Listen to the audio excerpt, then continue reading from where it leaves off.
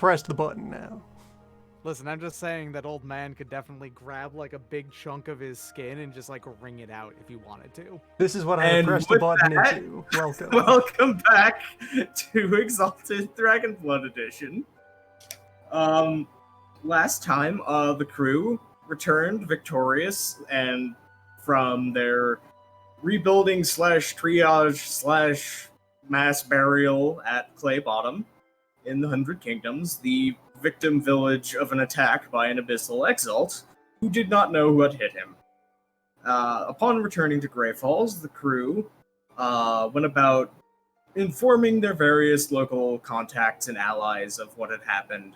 Vanif Milan got an introduction to realm and dynast politics by going to do the proper reports through the proper channels and realizing about 2 minutes into the conversation that it may not have been the best of plans. Spanner went and basically got more leverage on a local merchant and the harbor master. The Hearth was officially sworn together into a sworn brotherhood of Elemental Cycle 5, the five-man band, the Peach Tree Garden Oath situation. And on top of that, they were directed to meet a local merchant / smuggler / general guy who wanders around and knows a lot of people and has a lot of connections. Don't worry about it. He's totally above board kind of person. Sun Guanyong and his bodyguard, Sybil. They met Sun Guanyong as they were looking to offload the soul steel artifacts gotten from the Abyssal that they unceremoniously murdered. And there are a few assets that are harder to get rid of quietly than soul steel. So they went to what their contacts and what Yang figured was going to be their best option in the region to get rid of it. They were brought onto the boat, negotiations were underway, and the deal was struck. The soul steel would be taken off of their hands in exchange for a couple of artifacts that Sun Guanyong said would be about a week for him to source for them, and a couple of good words in across the 100 Kingdoms on behalf of Spanner, as well as a map. A map with much more detail than the local maps they had been using earlier, one that I actually annotated politics and maps and things like that, and now comes with an actual color code for the terrain rather than it just being vague cubes. Other than that, this is basically the start of... It's the inter-episode thing. It is the end of a story, so anything that you have that says that it resets per story, I think the only one in the group right now is Old Man's Sorcerer's Motes. That resets now. And there is going to be, at minimum, 1 week of downtime, and potentially longer, depending on the plans that the players mention. And just one by one, I'll go down the player list and ask what you'll be doing during your extended period of downtime. First of all, I'll ask, Brother Absolute Repose, how would you be taking, a week or two off? By returning to his day/night job. Repose is going to be spending more time actually out on the prowl as a traveling monk, doing spirit stuff on the road, and also in particular, since we did leave that one ordinary rock that was conscripted into being a grave marker for some other skeletons we defeated. So, at the break of dawn, Repose is there, in front of the rock, looking at it with disappointment in himself, as a mirror of his previous less than adequacies, in being ready to provide proper, to him, respects for anyone fallen. So he takes out a chisel, and then for the next 8 hours is doing essentially knife drills on the surface of this rock with the chisel. Just doing the moves continuously until at the very, strike of high noon, gives it a quick tap and the sides crumble away into dust, and now it is a tasteful obelisk. Instead of just a large enough rock to throw 5 bodies under. Post has been buying craft. He is going to get better at cutting rocks and shaping rocks. Also, he's not satisfied with just having cut this with charms. He then spends the rest of the day very carefully and ordinarily polishing the surface to a mirror sheen, so that this obelisk is now very visible on the side of the road and just serves as a helpful beacon when traveling. Mm-hmm. Also home to 5 unnamed skeletons. Playtown is going to hear that these people are here, of course, if they feel they would like to exhume them and move them over to the monument where the rest of the remains are, as is their choice. Yeah, more traveling, starting to carve things. Yeah, I think the village would actually like to let them rest there as kind of a monument to how it happened and how you were all led to the village. So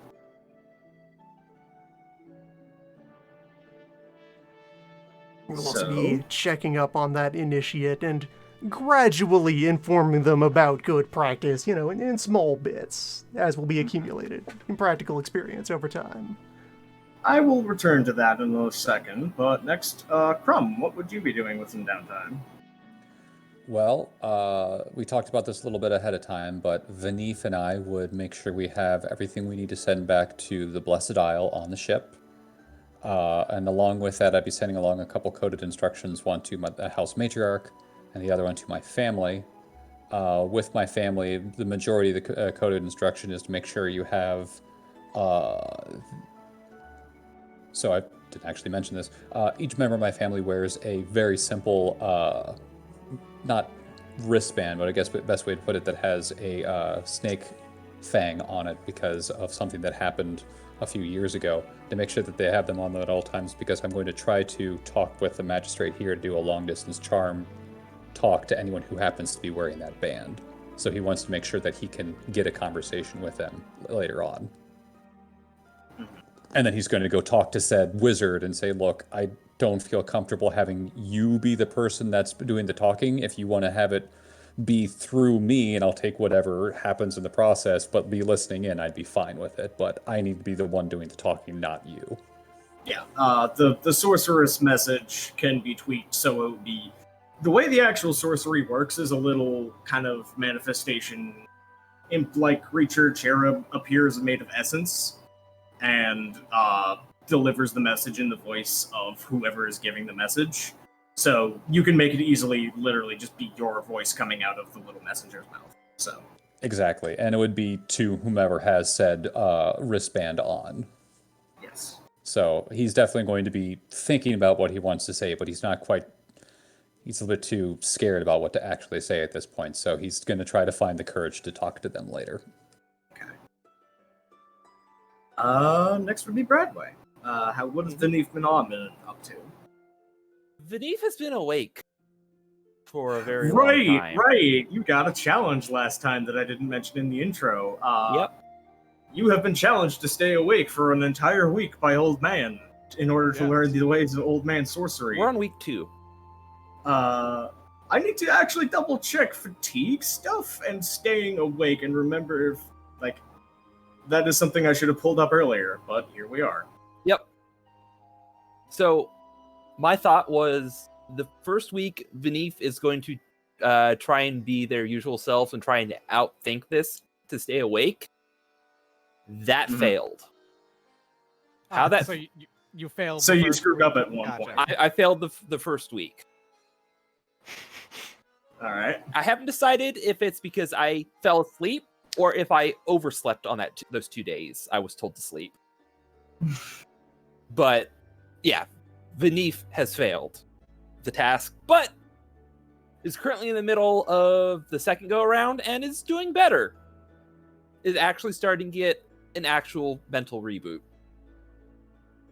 A extended, disorienting, body-altering mental reboot. Enough that this is actually upped my stamina score. I'm using this to explain how I'm spending experience. Yeah, that's fine. Speaking of which, roll your new stamina plus resistance plus your new specialty with a difficulty of 2 for how long you have been staying awake in the second try and see how well you're doing. Okay.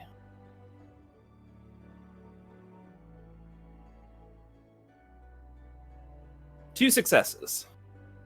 You're doing okay. Barely. It's rough.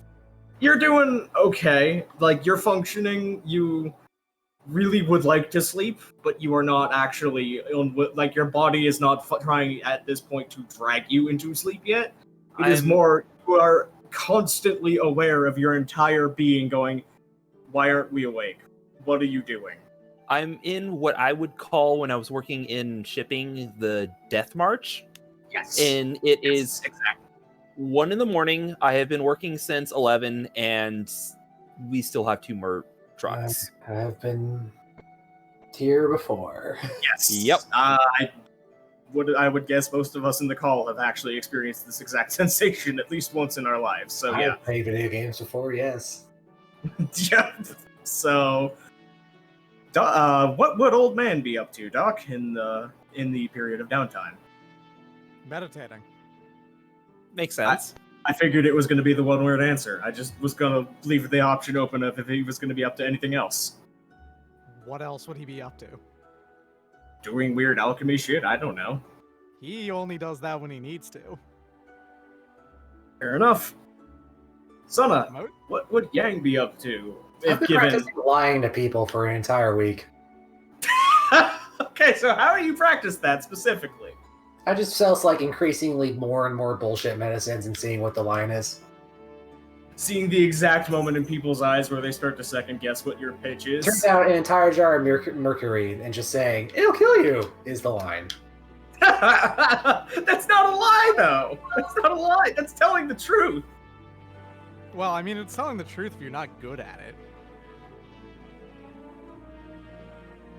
So, I mean, yeah. you know, it's reverse psychology. He found that, like, you know, sometimes you just should say untruths.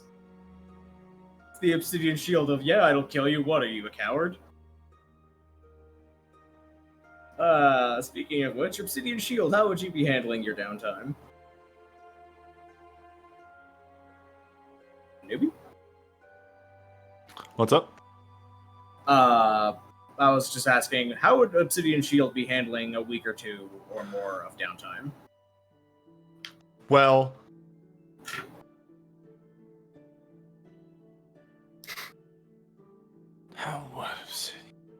What would Obsidian Shield do? what does Obsidian Shield do when he's not Prompted Working. by adventure. actually extremely? He's got a week. He can't just sit around doing nothing. He would be doing some small trades, transporting some goods from It's port like to it's- port. It's actually been established that it is closer to 2 weeks by Milan doing the Stay Awake challenge a second time. So you would absolutely probably have done a circuit or 2, depending on the size, on the river of doing your trades. During the time, though, definitely getting used to the new armor. It's similar, but definitely feels weird and different. It also just the wound is more or less healed by this point, but still just taking care, changing a bandage here and there. You do note on the artifact armor that you are. It's a very strange new feeling because once it feels like a second skin, just because artifact armor always very well fits the user once they attune to it. But it's also a literal physical drain on your essence, so there's a little bit of a drain to it, and at the same time you notice that it's not quite tailored the same as your old armor. But what you do notice is that a piece of obsidian has actually been woven into the chest of it over about where your heart and your chest meet.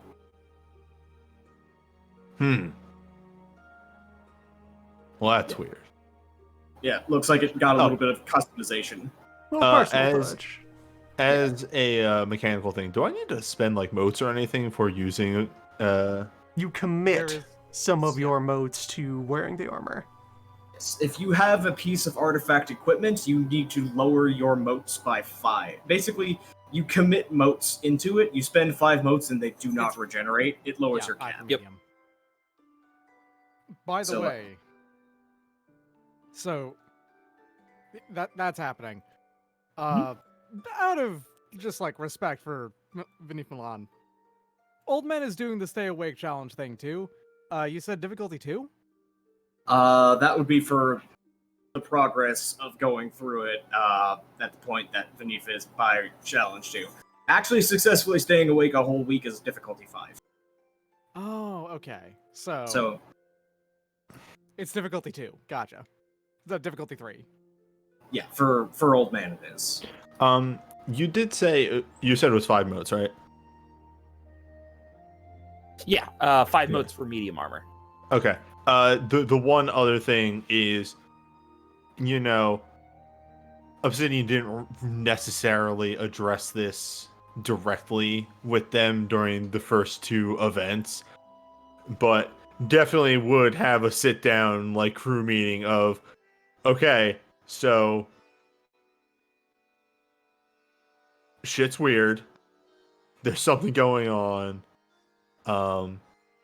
Normally, I myself wouldn't get directly involved, but it seems like if I don't get involved and do something about this, it's gonna get worse, and that's gonna be bad for us and our business here, and also for all the surrounding cities, which also kind of falls under that same category.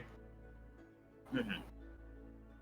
So, just so you know, we're going to still keep doing trading, but we're going to be escorting the motley crew around and taking care of some problems. The crew seems more or less okay with this. You are their boss, and they have basically the same amount of undying loyalty for you as you do for them. Because you just treat them so well, and they realize how much of an investment they are to you, and etc. They're not really combatants. They'd have no real like they have some basic beat up and then a small flotilla of pirates trying to get on the boat training, but they're not entirely thrilled about the idea of having to go out and fight, especially Flickering Glass, who looks like he's about to pass out at the suggestion. But they're on board. It is a wordless assumption that I would not make them go out and do the same things that I am doing. Right, but still, they realize that you can't control every situation, and the more Dragon Bloods you're traveling with, the more likely it is you're going to get into something interesting. Yeah. Anyway, that would be Obsidian's thing. Map question.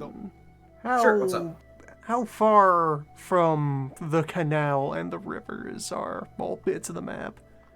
You've got roads on this thing, but not waterways, aside from the swamp. The canal I did not add. The canal can be basically assumed to be just off of the map for the bottom road that goes towards Clay Bottom.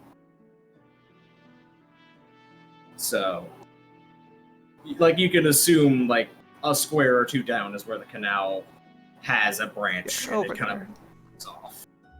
In hindsight, we probably should have just gone up the canal. Yeah, the canal is a much faster way of getting up to this route.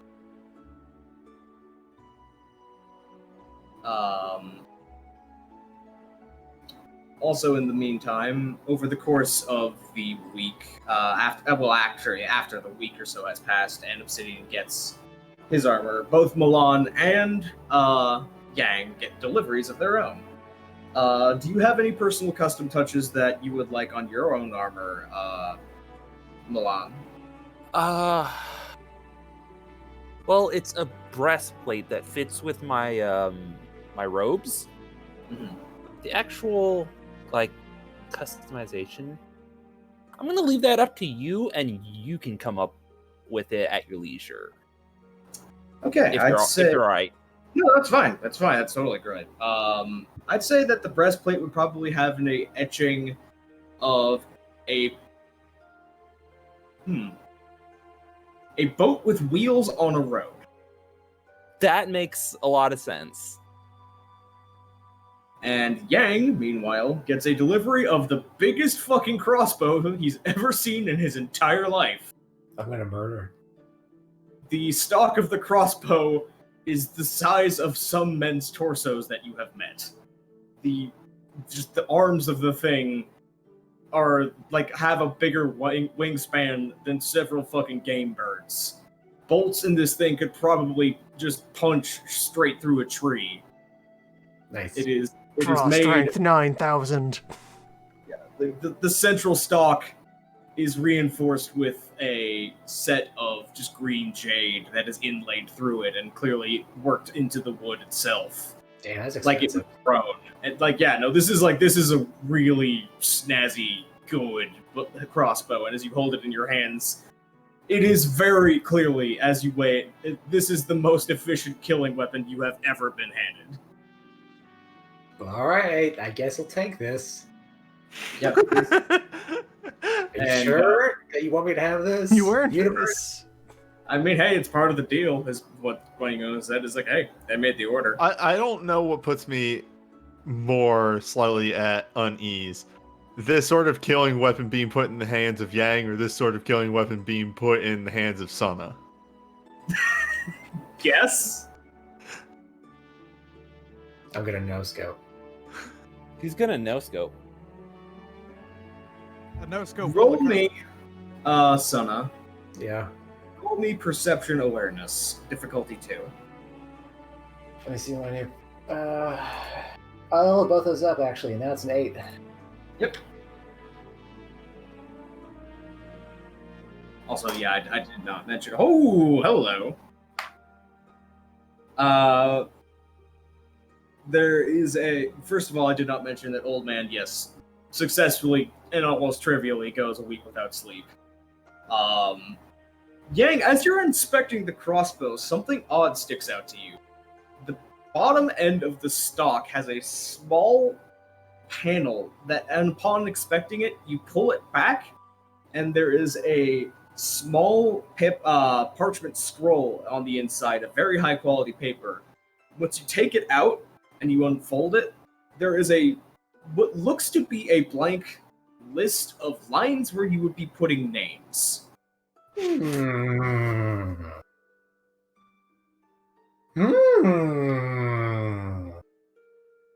That's weird. Some things immediately make more sense. Weird. Shallow and pedantic. This is bad that anyone knows this. Good thing the teammate who knows the most about anathema turned down any gifts.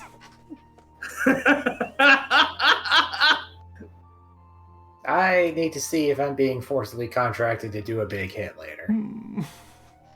How would you go about doing that? Would you be like they would have walked away by the time you noticed this? Would you try to go hunt them down and talk to them?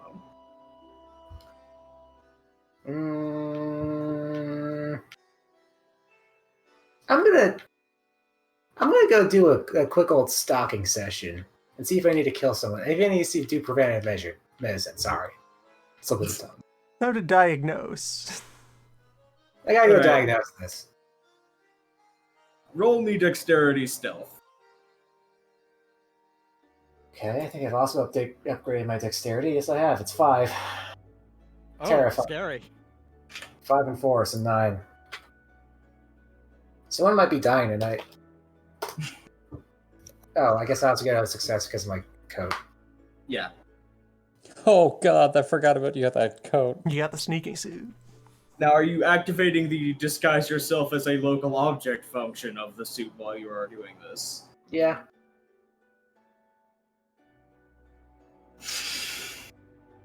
Okay, how do I respond to this?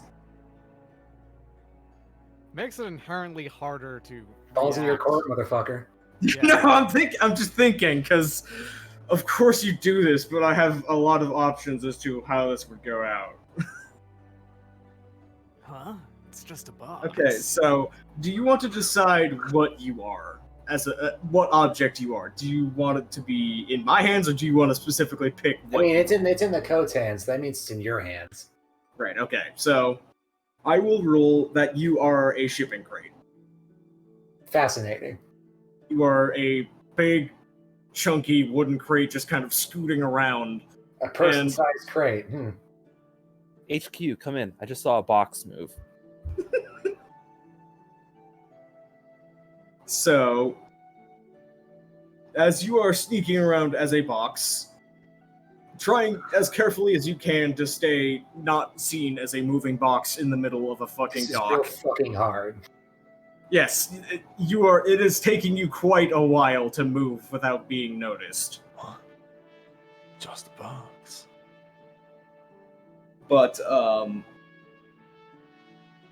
you eventually catch up to where they are out on the kind of the shipping and receiving docks. Gwang Young has set up his stall. I'm not acknowledging that in chat. I'm not acknowledging that. I'm not thinking about it.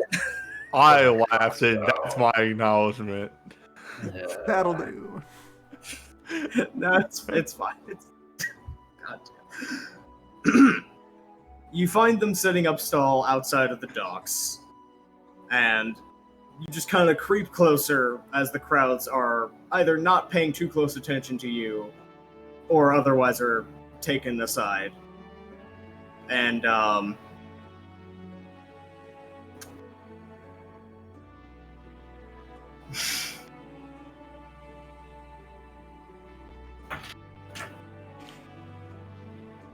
hang on. This doesn't fucking work, does it? No, that wasn't what I was rolling. Okay. That was a rolling for basically me flipping a coin to make a decision internally. The box gets within about 15 feet, before eventually Sybil starts getting bored, visibly wanders off for a little while. You spend about 10-15 minutes staking them out. They're just kind of doing the routine that you found them first doing. Sybil eventually walks by in her patrol of just kind of making sure the entire area is set well, and somehow lifts the crate lid on you, despite that not usually how this being works, and slips a piece of paper into the lid into your hands. Doesn't seem like she's aware there's somebody in it, but she's like she's doing a dead drop. Oh my god.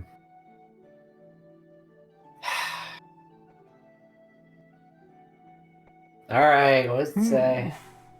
You unfold the piece of paper, and it says lists a couple of dynastic names in the same way that you would get a deck drop that updates you the names of the Excelsi Vendetta with new reasons. At the it's in the handwriting of one of your usual handlers. At the bottom, in extremely different handwriting, is the name Sybil. Reason: finding your dead drop, stealing it, and writing this on it.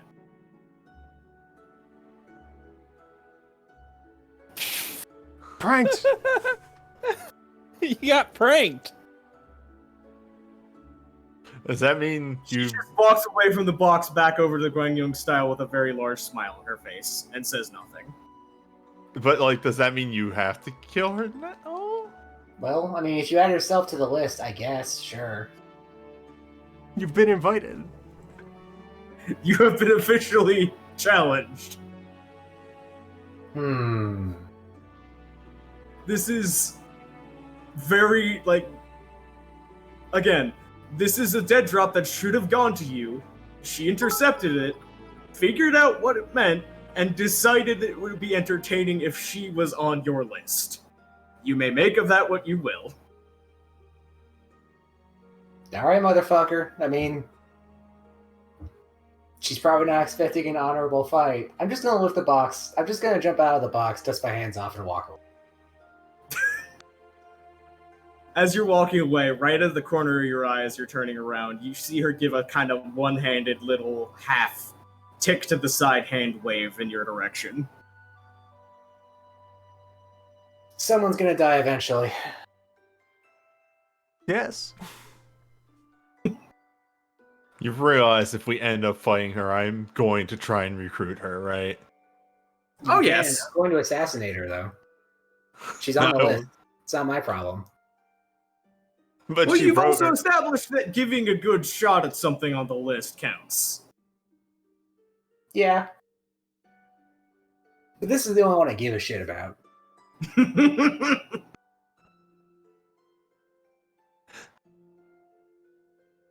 You got called out, so you got to take it seriously. Well, look at it this way: if we recruit her, then she's closer to you, so you can keep trying to take her turn- out. Maybe make a poison that turns someone into a statue, and then I can carve her into something shitty. I'll think about it. It's gotta be something funny though.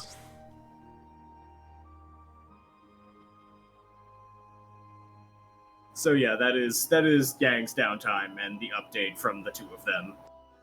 And yeah, this is player actions back in your court for what would you like to do next? I know Yang probably has something on the bucket list. I must make the ultra poison.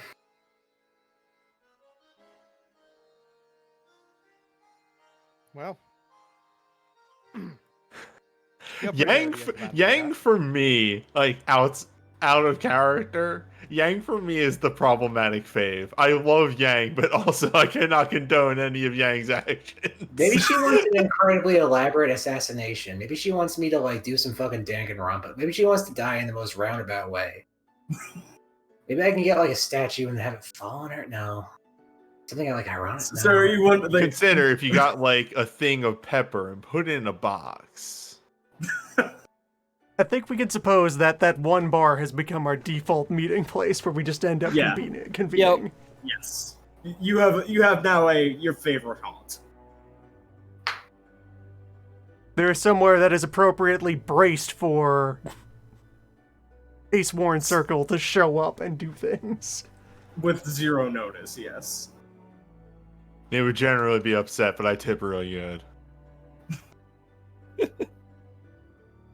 Someone has to.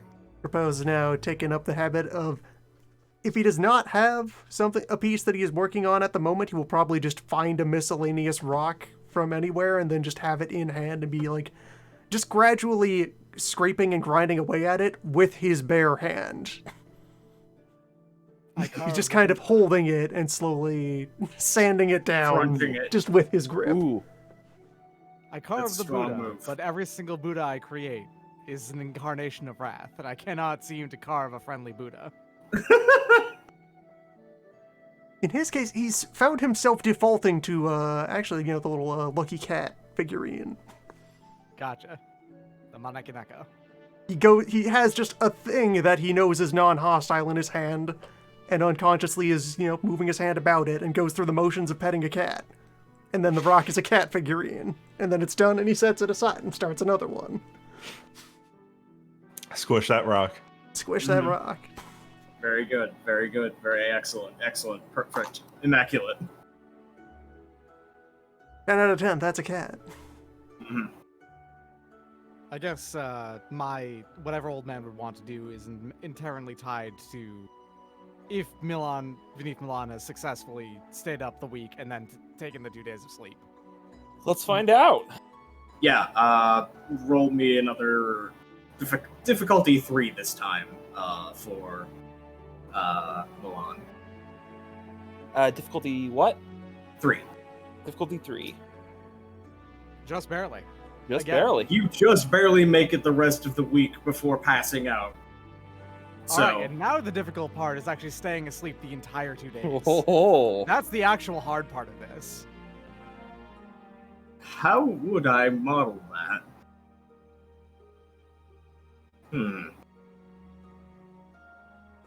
You know what? I actually You don't- know.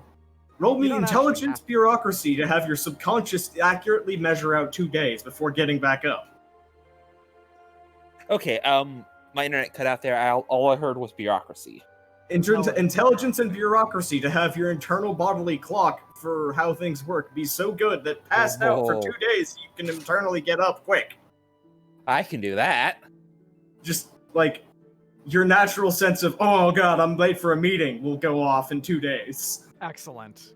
Fantastic work. Old man says You literally from the wake window. up on I the wake- fucking minute. Like literally I 48 hours, 0 minutes, you bolt straight up. Oh. Oh. Excellent work. Oh. Old man is crouched behind you. Well, the man was Old watching man you can sleep. note. A little bit. Not a lot. That's a nightmare situation right there. Old man can also note that no, that was like literally exactly perfect timing. The kid's got potential. Oh yeah, no, he notices. That is Yep. impressive. So how do you feel right now? Do you feel Open. nothing? There's just an opening. Excellent.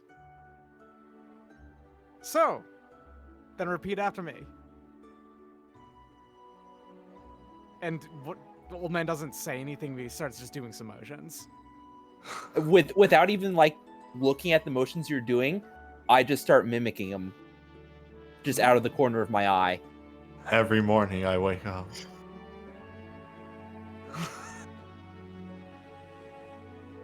What's your experience with sorcery before now? Dropped out after 7 years in the academy. Ah, heptagram. So you were trying to learn it wrong. I learned it wrong. They taught it to me wrong. And old man then just takes a pose and just stay like this for the next hour. On a boat. I stay. I won't And require a roll I for that. I am in a completely receptive state right now. For what it's worth, for this one, old man doesn't care if you actually succeed or not. You just have to make sure you're devoted to trying it. That's Yep. all. As far as the map, though, I'm looking at that anathema worshipper ruins and wondering where the commas go in that statement. What punctuation is involved here? Are these the remains of an anathema cult? It Is there an is- active cult there? Do they currently have an anathema in No, it question, or are they vacant? It is the ruins of what was once a city of anathema worshippers. I will give you that. It is an abandoned ruin that once had a worship cult of anathema, which one is not specified on the map, but that is what is meant by that. So, by the way, for this hour, how far away are we right this second from Old Man's Mountain? That depends on If we're in how the city, fast- that's... We had a sense that was the city is reasonably near. Yes, Old Man's like Mountain. it was within like an hour or two of Old Man on the cloud. So, Okay. So actually, Old Man won't be back for a good few hours then, like 6 or so. Okay. Because he's going back to the mountain and coming back really quick. Hmm. And when he comes back, you'll see if Milan is in where he was, where they were, or whatever. Would Milan still be in the pose until told otherwise? Absolutely, but I'm gonna make a roll to see if that exact pose was held. All right. Yeah, that's just stamina resistance.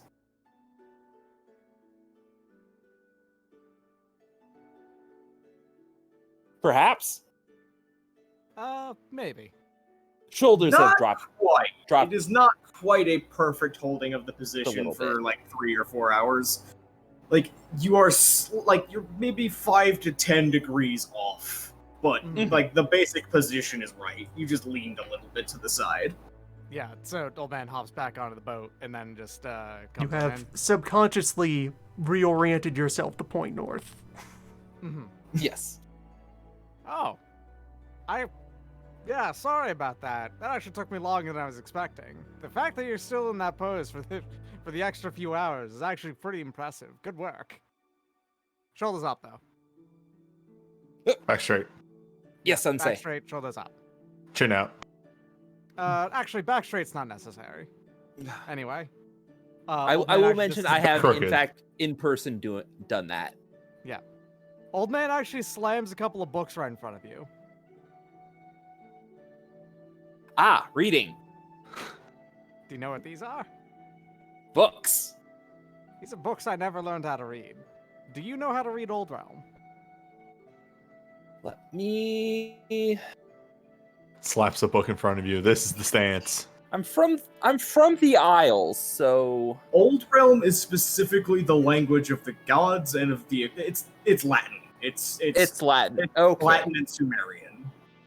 I have probably picked up just incidentally a few words. Ah, you know more than I did then. So, That you aren't fluent in This- it is probably part of why you failed out of Wizard Academy. It Yep. is a fundamental reason that is one of the underpinnings of how heptagram sorcery works. So what it probably was is it just never clicked in my brain. It's a weird, These- complicated, nonsense language. Well, not nonsense. It's a weird, complicated language that was not originally intended for humans. right. I Yep. don't know how to read this. And yet I still learned I learned the basics of my sorcery from these books. You see these, I'll flip through all of them and then just show Milan just like the poses and whatnot.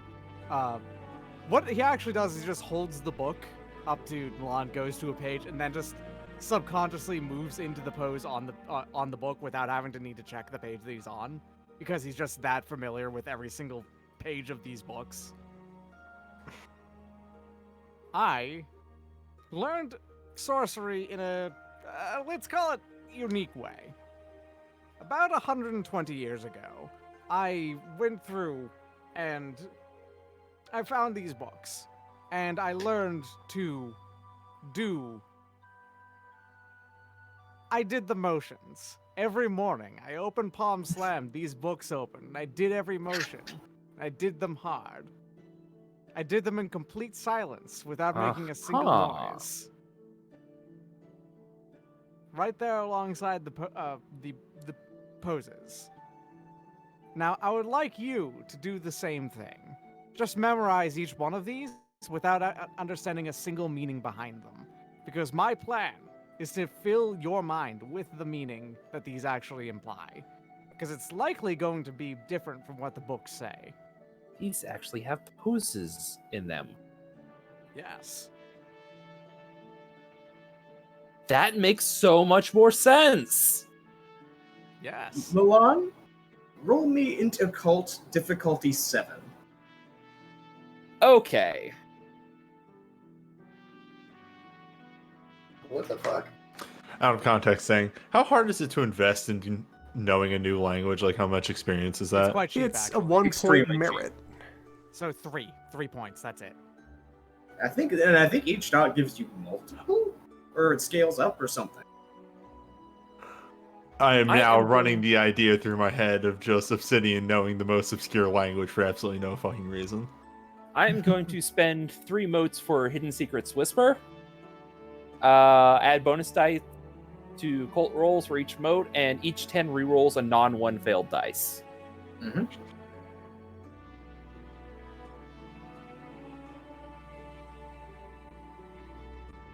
You don't quite get. There's something about this book that Okay, is yeah, I ringing wouldn't. a bell in the back of your head.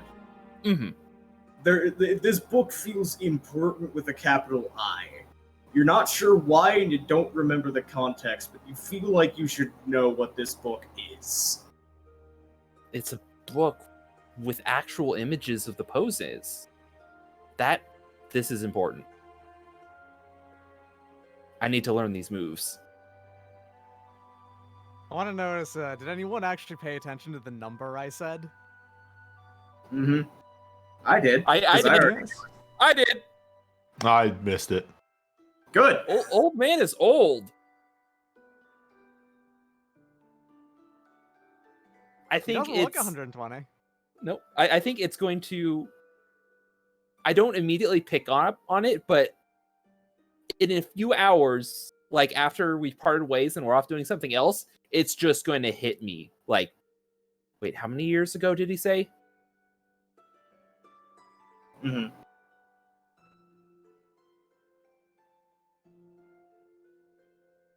Yeah, that's all he's gonna give you for now. I've gotta You do these figure out moves how to every do it morning. yourself. Yep.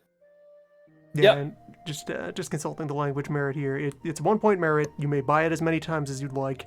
Each purchase of it gives you an additional language group beyond you natively have one of these as your own. So there's like high and low that are the two regular modern languages in the realm. Then there's Old, which is wizards and spirits. Dragon Tongue, this other alternate wizard language that is modern. Weird. And then River, Sky, Flame, Forests, and Sea, which are here are the regional languages of the directions, where East is there twice because there's just that many people who live East.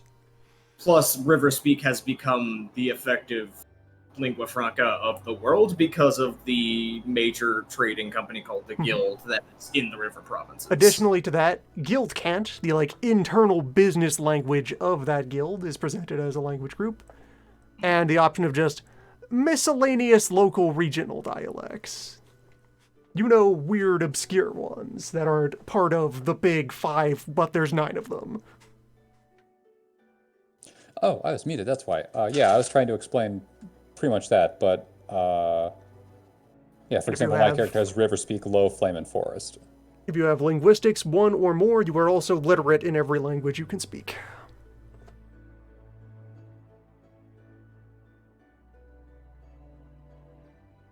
Propose could absolutely tell you what's written in those books, but the moment he is made aware that the point is to learn without understanding, he will not share.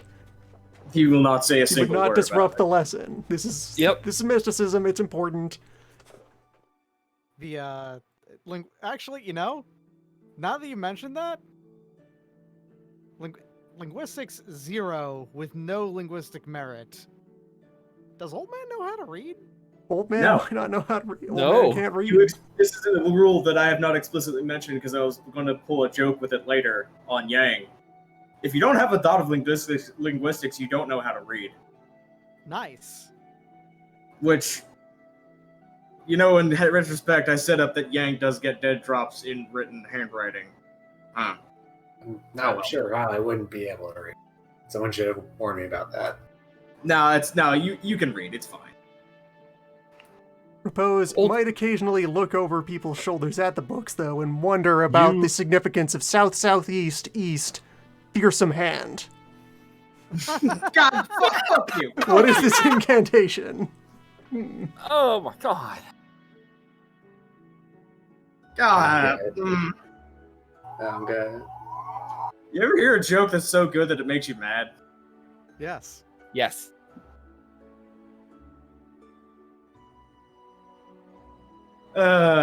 So yeah, it's again the kind of determination of where the party as a group would like to go next, or what your next objective is a player goal.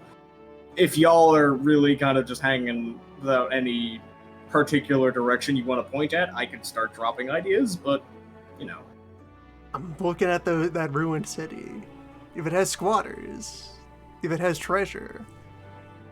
There was an anathema in the region, so we might want to follow up on that. We might want to be sure that there isn't currently an anathema who is, hermit crabbed into that vacancy. Or if there is one, see how they feel about the possibility of Skeletor encroaching on their territory. Mm-hmm. Also, that whole don't in the middle there? I think you mean hell yeah, as according to Milan's handwritten change. Oh, you mean the do? Yeah, With the attendant terrain tile bad? Bad. I feel like I need context for who wrote what. I'm blue. Okay. I would think the natural Old lead up to man, don't hell is yeah. first we would go have an adventure in the Swamptons over here. See what Swamp guild- Company the is up guild- to. We can't just jump directly to don't. We You can't know, go just day 0 to zero, don't. kick down the door of don't and see what's up. If we're going to go to do, we should probably talk to the local bandits because they'd be able to give us some information as we kill them. They could be nice bandits. You don't know that. Ruins are probably haunted, though. Associate. All pirates are terrible people. Agreed. What about ruins? And it would give us the Ruins Like, are on how the way. long ago were these abandoned? Not specified. I mean, we would be probably heading So this- back to the town anyway. This could be town right anywhere here. from modern heretical brigandry to small hick town of Eld. Would it be possible for me to make a lore roll about figuring out how old those have been? Old Man is actually in the area, so yes, you may make a roll difficulty 3 to try to remember the details of that specific town. Remember? So, what do you want me to roll for that? Just lore for like what you would know when you were like it's less a remember and more like what did you know as you were remembering. Ant lore, Yes. probably then. Yeah, and lore. Yeah, so I did. 5 successes. Okay. That ruin is about, you'd say 300-ish years old. It dates back to the time, the last really big nasty time the Fairfolk blew through the area and fucked up a whole lot of the area. For a 5, you can also point out the wildfire pockets right over here is one of the wild pockets that was left over during the Fairfolk incursion. Gotcha. So whatever, they were wiped out by the Fairfolk invasion, and no one has really gone near it since because everybody, at the time, from what you understand of going back and listening to people and kind of overhearing rumors of, oh, we don't go there, that's cursed, is that there had been open anathema worship out here that Grey Falls just was not going to be asked to go stomp out. It was not deemed as important or dangerous enough to be something worth sending a wild hunt over. It was like just sitting out here on its own. And then the Fairfolk came through and either the anathema died or fucked off. Might have come back in the intervening time. Maybe. Certainly a possibility. Any amount of things can happen in 300 years. It's a long period of time. 100 is a long.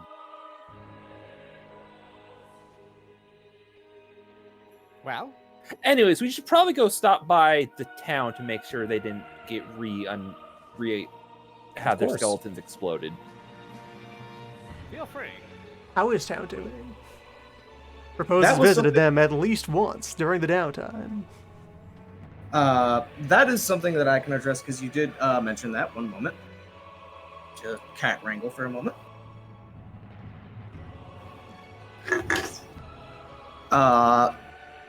You did go out and give some instructions to the new initiate.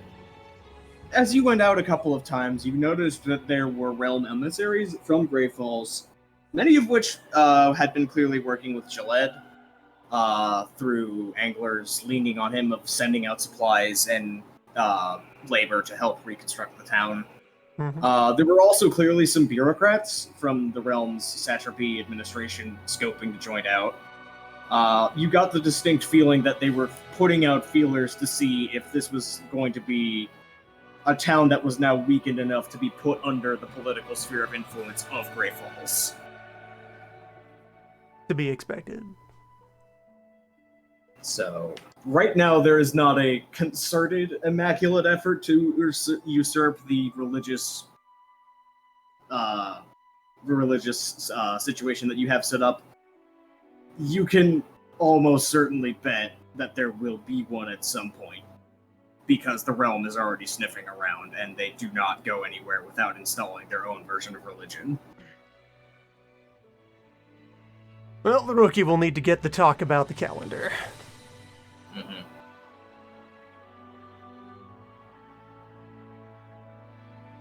Don't particularly feel that it needs a scene to itself, but Would you like a scene about that, or do you just want to gloss over it? gloss over it for now. Yeah, okay. So, but yeah, in general, just the quick rundown of here's how Immaculates expect you to do worship, and here's how you can actually do it on the side. Yes. The important thing, the thing to stress being the calendar. This is the public document they are willing to put out of legal practice that you may do when anyone is watching. Mm-hmm. Anything additional you feel is necessary, you need to fit it into the margins. You need to work in the shadow of the calendar. This is what you need to be able to present in court if necessary to show your house of worship is on the up and up. So, yeah, aside from that, sounds like the plan is the crew wants to go poke at the spooky old ruins. Yup. Ghost Town. Yeah, you got to clear your flanks before you go deeper into the area. Okay, so I'd say that's about 5 days travel, considering the sped up boat canal and then a couple of days walk along the road. It takes, like, about 2 days if you're hustling, 3 if not, to get from the bottom of the map to Clay Bottom, and then about as much time to get out to the ruins. About halfway there, I'm going to ask Vanif, we probably should have just requested horses for next time. That would speed this up considerably. Also, I know you if- have a horse. I will also say, if you are planning on doing a long distance journey, I'm not gonna you can have horses if you want. Like you can requisite. Vanif Milan may have a small budget. Vanif Milan is also the Minister of Transportation. Vanif Milan can order a couple of fucking horses. Yeah. We've got them on order. Yeah, so that would lower that down to about 3 days total to get to the ruins rather than 4 to 5. So, yeah, you get there within about 3.5 days of leaving Grey Falls. I would ask that a couple of my associates come along to watch the horses while we're inside the place or what have you. Yep. Would Obsidian Shield be taking any of the crew on land or leaving them all on the boat?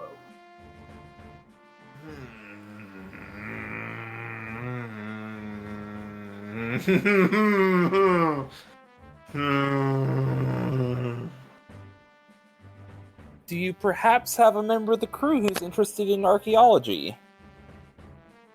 Some sort of boat nerd that is in a quantum state of existing right now. Yes, I have. We have someone on there that is there for appraisal of wares when we're, moving between various things that I will momentarily find a name for. Cool, we've got a Robin.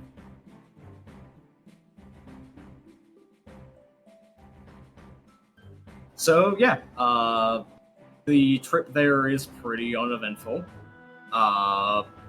There's not a whole lot on the plains. You pass by, again, a number of much smaller settlements, Clay Bottom being by far the largest, well, formerly the largest settlement in this region of the plains.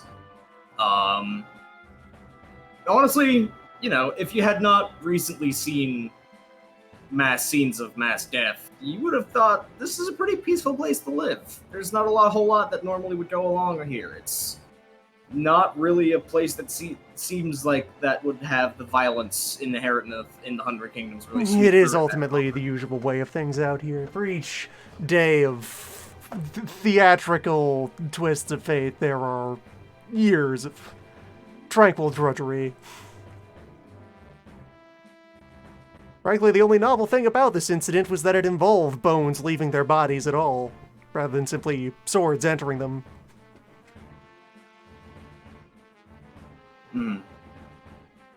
So, small talk on the road. Yeah. Raids So happen. once you get over the hills,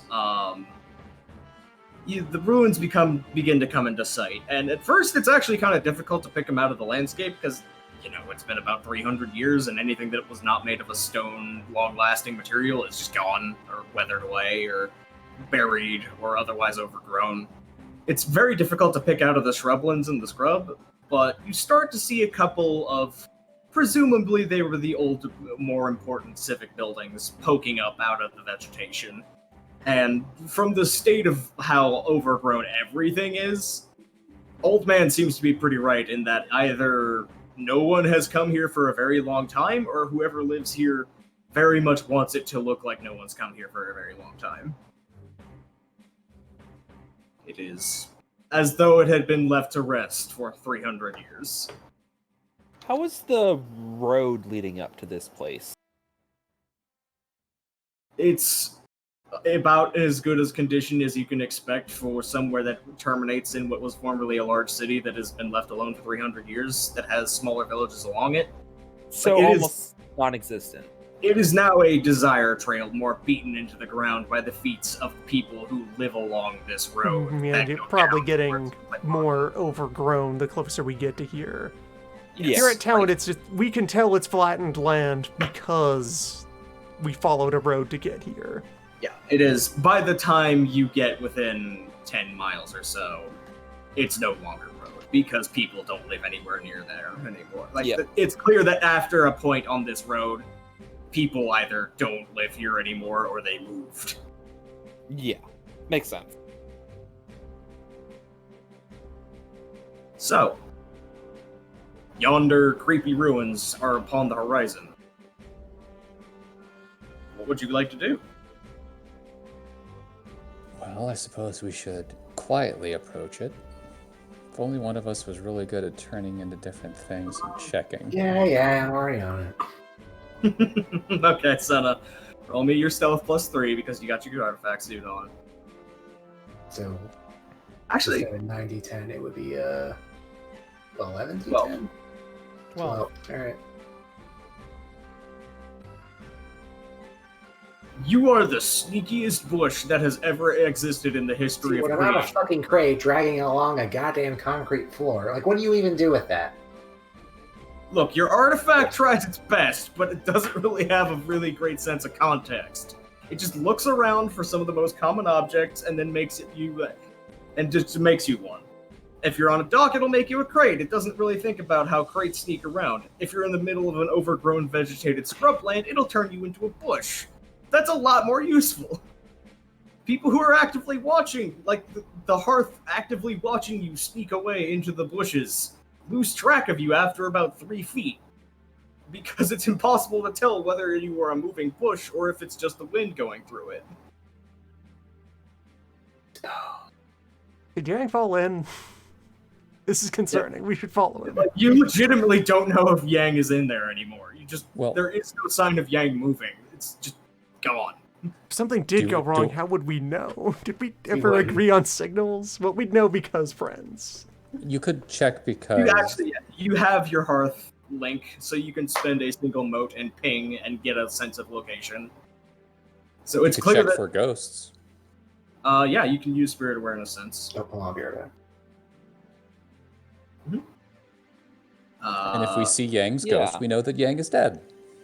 Yeah, let's have you a also think- just use it in general. Yeah, meanwhile, Repose is going to do a walk around of the perimeter here, beginning a look around the area. Given how long ago this was, unlikely there would be many ghosts.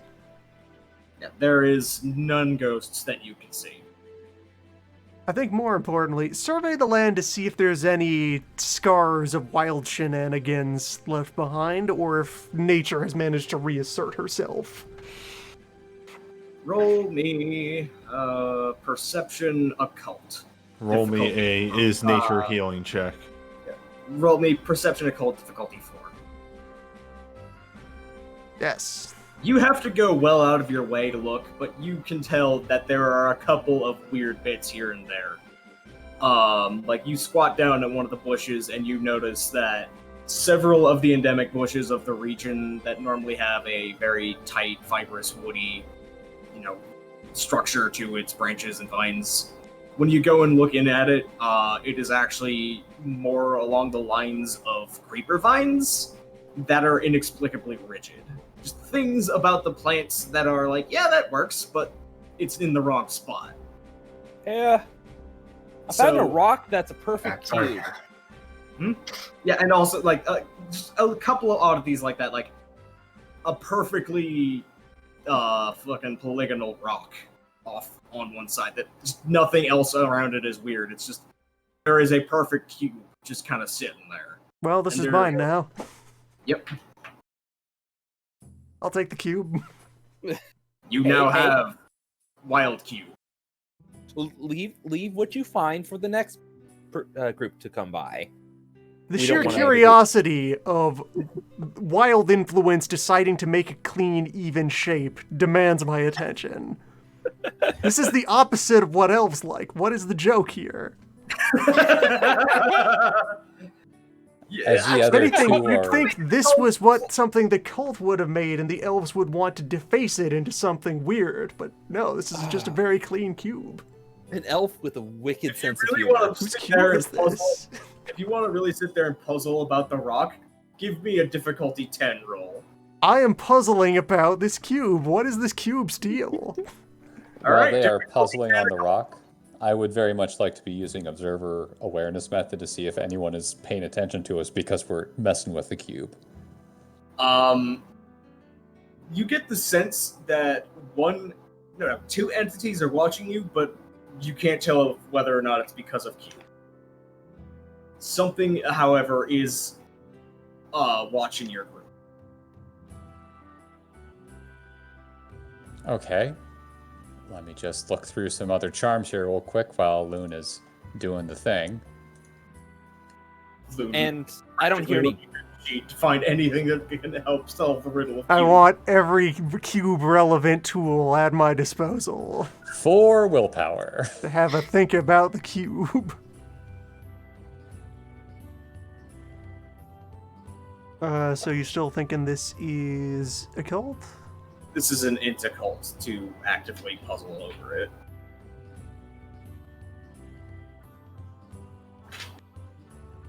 Alright, I will note the expenditure of 5 private motes, as I have a good, sturdy private think about the cube. Alright, so Repose has picked it up, just kind of because it has become his habit to pick up stones when he doesn't have stones, and take a good look at it. And then there's just this very slow, subtle arc of fascination into horror, back into fascination. Thinking about this cube, and he just very slowly sits down and is holding the cube, one corner of it in the palm of his hand. He has it balanced rather than laying on any of its faces. He's just letting the sun play off of its different faces, slowly rotating it to different angles, getting I'll give every you a 2 part die. of the I'll cube. give you a 2 die stunt for this, just for the sheer meticulous. Just show it to the sun and figure, sun, tell me what's up with this. You're good at Boss, this. what do I do with the cube? What is Got an this? idea, son? Are you winning, son? Maybe ask your partner. They're pretty good at figuring out wild shit. Is this a moon cube? Moon rock. Moonus cubes. Alright, so full excellence and stunt dice. Ugh. 7, 8. And each 10 re-rolls a non-1 failed die. Non-success. So 2. Yeah. You make it. You make it without willpower. explain yourself, cube. As you sit and you ponder this maddeningly, just unyieldingly, perfectly mundane, It's cube. too normal. It is so uncomfortably perfect with no signs of any human craftsmanship. It was as though it was just sprung into existence as a perfect cube. There which are is no absolutely against everything that the wild does. It unmakes, it steals, it corrupts, it twists, it finds new things to do, but it is never original, and it never, ever, ever goes for something orderly unless it is making a larger point. So what you think this is, as you are staring at this cube, and you are racking your brain, looking for any possible explanation, is whatever this cube was something the wild vomited forth that was so anathemic to the nature of creation that the natural immune response of Gaia shaped it so goddamn hard that it became one of the most mundane, orderly things that it could possibly be. This is a tiny dead behemoth. Yes. This is a wild behemoth that was slapped by reality into becoming the utter antithesis of what it was. This Congratulations. is a corpse you of a got- fashion, of a thing that doesn't have a soul by any reasonable measure, but this is still remains. Are there any hard surfaces around? that I could carve a perfectly cubical burial receptacle into, and then slot the cube into the You're ground. giving a fucking funeral to a wild behemoth. Okay. Yes. Had the decency to leave this cube. I'm sorry. This is very Brother Repose. Yes. There's like a kind of a flat, broken earth rock, a couple dozen yards away that you could probably fit this into as like a perfect niche. Alright, Repose has a thing to do. He'll just be over there, mumbling strangely. Muttering about how fucking stupid and weird and crazy this is. I love getting disconnected for like 5 seconds and just coming back to somebody laughing their ass off. We're making a burial for the cube. Cube Did you funeral. catch what the cube was? A behemoth. Okay, then I am waiting. Repose is burying something that does not have a concept of death or burial, so. Too bad. You came here, you learn the rules, you get in this fridge. This is That's your right. home now. I'm waiting for some random person to just walk up and go, "Oh, hey, cool chunk of pyrite." Your Repose is just kind of mumbling out a more profanity-ridden, littered than usual litany for whatever this was. And just carves a cube space in a rock, and then in you go. Cubeless here. Cube. Yeah, I'm not making you roll for that because I give you like a 5 dice stunt. Fuck. Meanwhile, Crumb, you were mentioning that you were looking at your own options to scope the area out. Yes, I would like to use. Final. I did not want to get in the way. Yeah, go ahead. Final cube remark. The space into which I have placed this is then labeled in very clean, dry, primitive old realm. Here lies a form. Good, excellent. Grave to shape. Shape is here. Shape haver.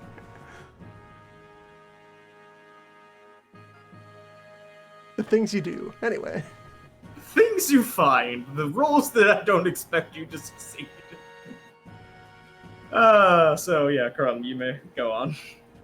As Repose is taking care of that, Spanner's going to reach down and pick up just a smooth, flat stone that he can find. Doesn't have to be perfect like that cube is, and he's just going to be rubbing in his hand back and forth and reaching back a little bit in his mind, and then kind of crunches down with his eyes and looks around and uses Dragon's Crushing Gaze to look to see if anyone who is hiding from us, to see if he can spot them. I'm not exactly looking for Yang, but if I see Yang, it'd be a funny thing just to notice. But this allows me to look for...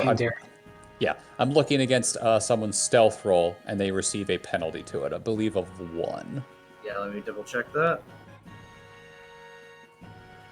Yeah, I subtract 1 success either from the total success of the opposing character's concealment as the crushing weight of earth pins them down, or from their disguise if I'm using it against water. But I'm not using it against disguise, I'm using it against stealth. Stealth and concealment. And yes. this So, is how whatever they Spanner put- got on and the now list. you make a perception awareness roll against their stealth roll, which has 1 less success. Correct. So Better be good. I will do that. I wish I had been able to say I'm going to be using a little bit of an excellency on that. Propose, you get 3 gold points from that. Fuck it. Nice. Okay. Let me make sure I got the awareness excellency down correctly here. Awareness. That's not awareness.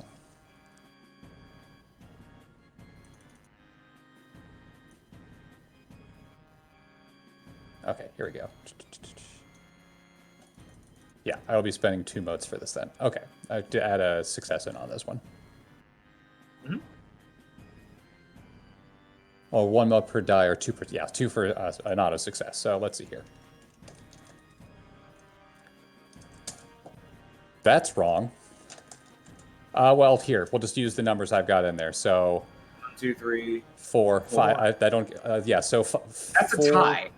But I got a 5, to their 6, but they have 1 down, so it's a 5. And a tie is resolved by the better stunt, and you stunted at all, which means that you succeed. Hooray! So, you get a glimpse through the thicket of bushes and general mass vegetation into one of the ruined buildings.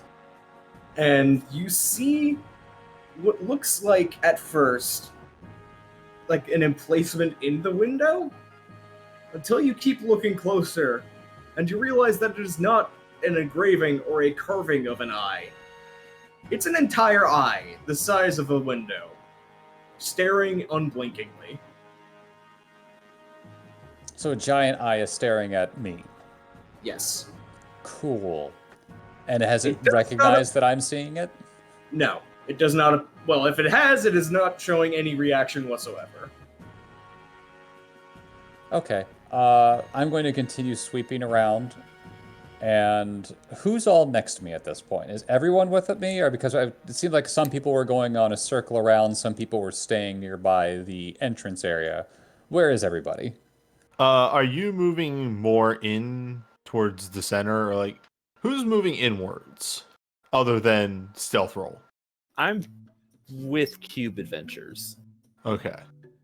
Where's old man? I don't know. I actually had to step away for a bit and have missed a whole lot. I'm in the rafters. We are at the outside of the Anathema ruins.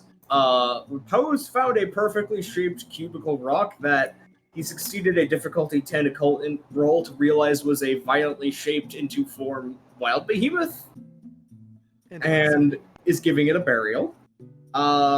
Cube funeral for Cube. Spanner has noticed what appears to at first have been a stone eye in a window is actually just an eye staring back. Mm-hmm. And Milan is with Repose, and Yang is sneaking up as a bush towards the ruins, including the building with the eye. I might just kind of crossbow an eye. You don't know it's there yet. Yeah. Once I see it, though, I'm gonna be like, urges. So if I'm guessing I'm by Obsidian and also Old Man? Sure. Yeah. Yes. The three of you would Yeah, probably. I'm probably with you. Okay. I will mumble under my breath, looking over towards Beneath, and send words over the wind of, "We are being watched from inside. It looks to be a giant eye is staring at us. Be careful. You might want to start heading back soon." I'm going to tap on the shoulders of everyone around me and whisper, "We're being watched." I forgot to say, be cool about it, but that's my bad. That's fine. But Well, again, I'm not making like a big grandiose thing. I'm just like, "Hey, everyone, attention! We're being watched." Subtle. Indoor voice is only a Cube funeral. Yes. And I would then turn, after continue to look around for another 30, 45 seconds, and mutter to Obsidian and Old Man, "We are being watched by what appears to be a giant eyeball." Well, is it a hostile giant eyeball? Well, we're not Is dead it- yet, or is it- attacked, so I don't know. Is it Once just Crumb an points eye, out, or like, is if there a Crumb's- giant man attached to that eyeball?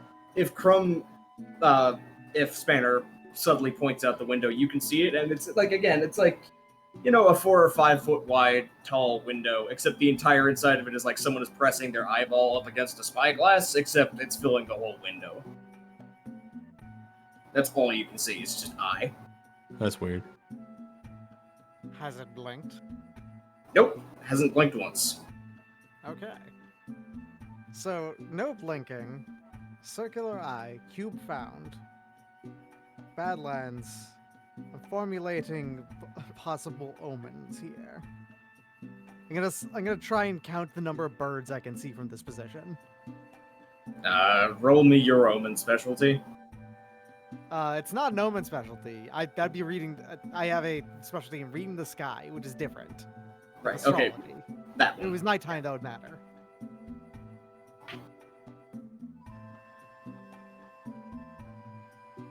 What What? does the weather say about eyes?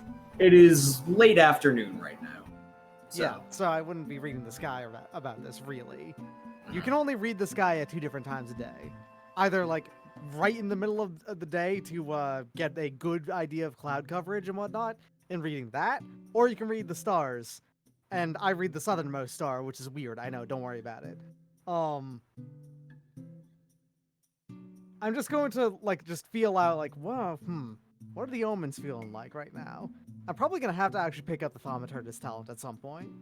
So, I'd say there is a rough V formation of sparrows flying towards the southwest. There's a rhyton or two in the bushes croaking, probably found a dead rat or something. Okay, so that's not a weird number of birds. Yeah.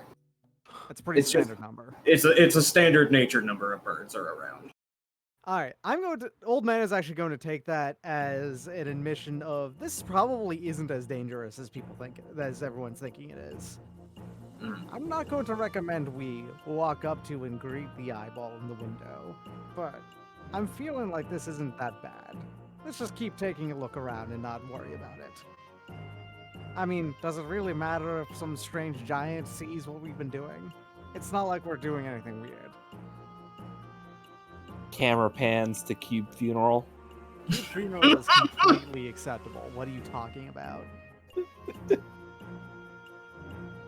You weren't until you were, and now you are not. Peace upon you. Cube.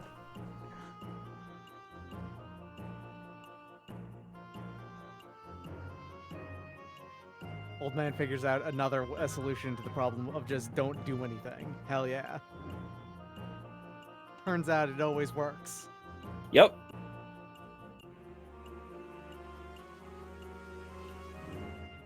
All right. Let's look around that town. Yeah, it'd be further perimeter. There might be search. more unburied shapes that need to be tended to. I don't want to keep moving because I kind of want to wait for Yang to get back, so I'm just going to stay where I'm at. So if the how other far- two want to keep going, that's fine. How far in would Yang go? What was Yang looking for? Oh, what isn't Yang looking for? Like, what would Yang's search pattern be? What would be catching that? Do a full rotation around the building. Probably notice the eye. Mark it down. Make a floor plan real quick. Okay, You know, so assassin actually, shit. as you're going by, the general impression you're getting from this is probably a temple. It was sturdily built enough and large enough to be a center of religious worship. The eastern-facing side of the walls are gone. Well, not gone. Gone is a little bit of a inaccurate word. More melted. It's the stone that was once the walls is now kind of just, it's as if it had been wax for about 10 minutes and then turned back into stone because it remembered that's how it was supposed to work. That's weird. So the eastern facing side of the building is just completely open to the elements and is completely overgrown on the inside. And you actually get a good look up onto the second floor where, for lack of a better word, you're looking at what appears to be a giant, kind of somewhere between rock and salt and bone and crust, backside of an eyeball. I kind of want to shoot it. That's up to you.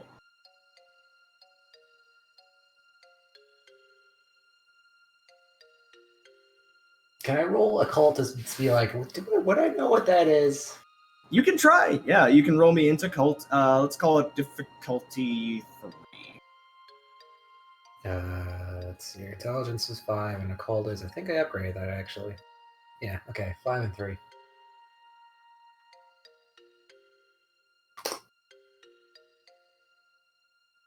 Okay. You don't really know a whole lot about the fair folk. It's not something that you got a whole lot of education in your weird, fucked up assassin hell school training, because it wasn't really directly relevant. Yeah, they never talk about the important stuff. But you do have, bits and pieces of, folklore and things that you just pick up when you live out far from the Blessed Isle enough that the wild's influence is a not always present, but it is a some degree of factor of life. Is sometimes things get, and it is generally known that when the wild and the fair folk incur on creation, the further into creation they get, the more difficulty they have staying the way they are. And the longer they stay, the more difficulty they have staying the way they are. Because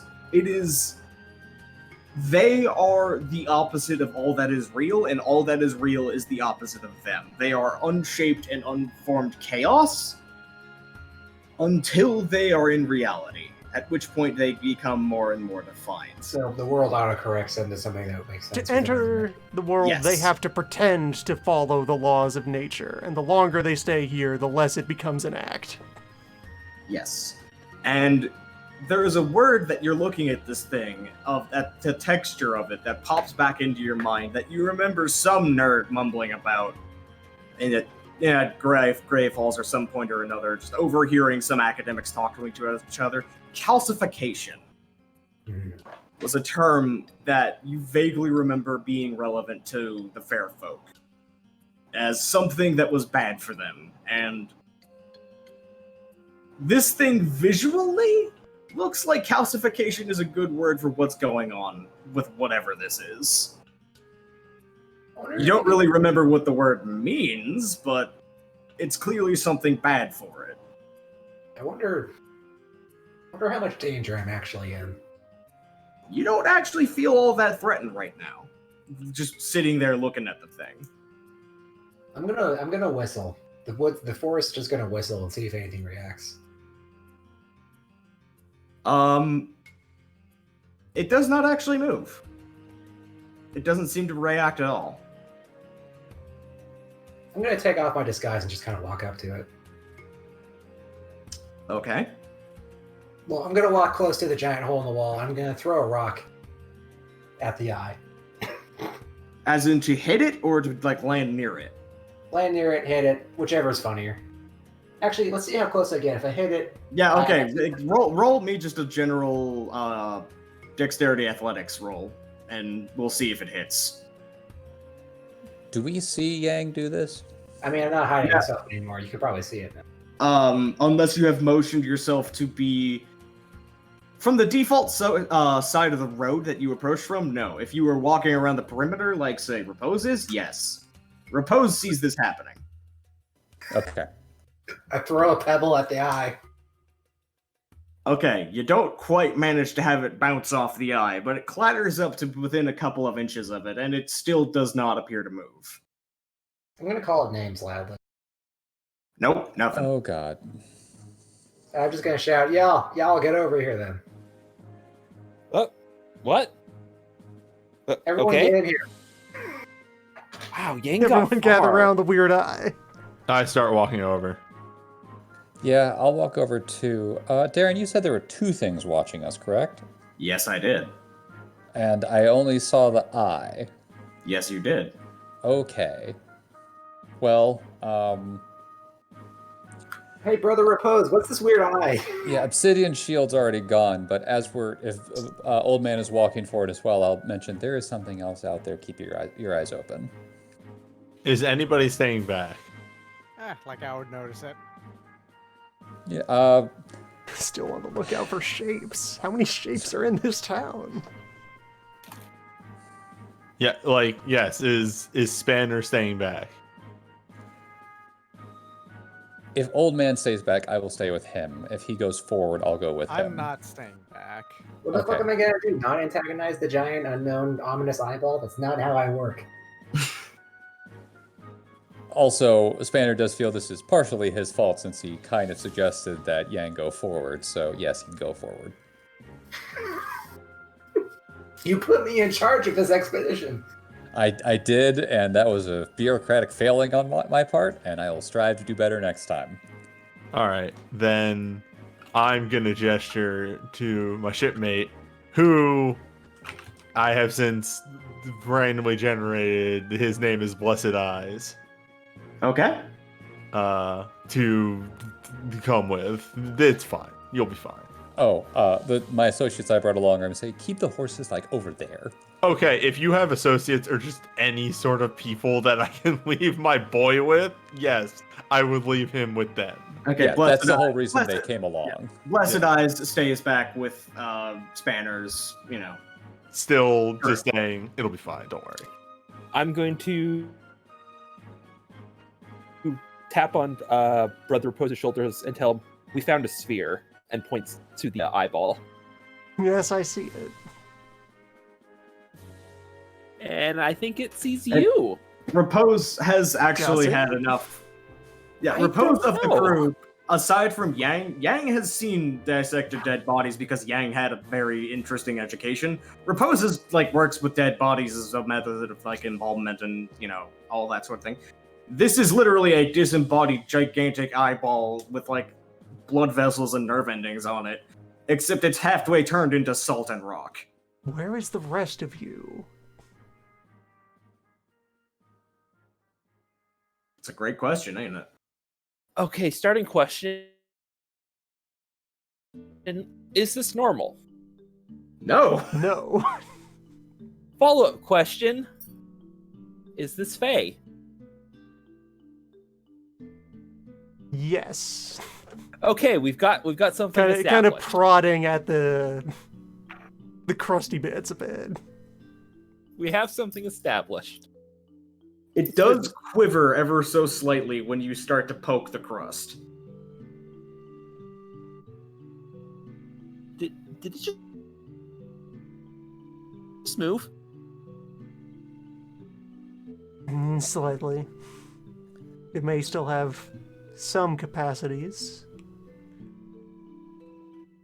It hasn't entirely expired. Yet. Rose is going to Alright. sit. Have a think about the eye. Would all of you stop moving for a second? I need to make sure I've got this right. And I'm going to continue to be fiddling with that rock I picked up. Go down to one knee and put one hand on the ground. And use all-encompassing earth sense and just kind of send a pulse through the ground to see if there's anything that's hidden within a close range of us. There's something wrong with the floor of the first floor. The first floor, like right below where we are? Yes. I'm gonna poke it with a stick. Okay. Okay. Just the instant resignation. Well, hang on. Yang does not know that there is something up until Crumb says that there's something up. Oh, okay. Something is wrong right below us. I don't know what it is, but whatever is with these ruins, there's something wrong. This I'd is say, something 5-10 feet below us? we should destroy. And yet,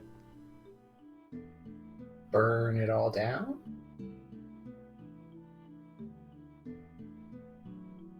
Does it feel there pain? is no honor in this. I don't want to kill something unless it is something absolutely necessary. It's in pain. That's a good point. Do we have to euthanize a house? I'm going to start looking for an entranceway downward. Actually, wait, good point. So this is an eye, and it's got like some nerves hanging out of it? Yep. Do any of those nerves just lead into the floor? They're just kind of sitting on the floor. It doesn't appear that they're burrowing in. Of course, that's just at a quick look. How about a closer look at these nerves? You may feel free to do so.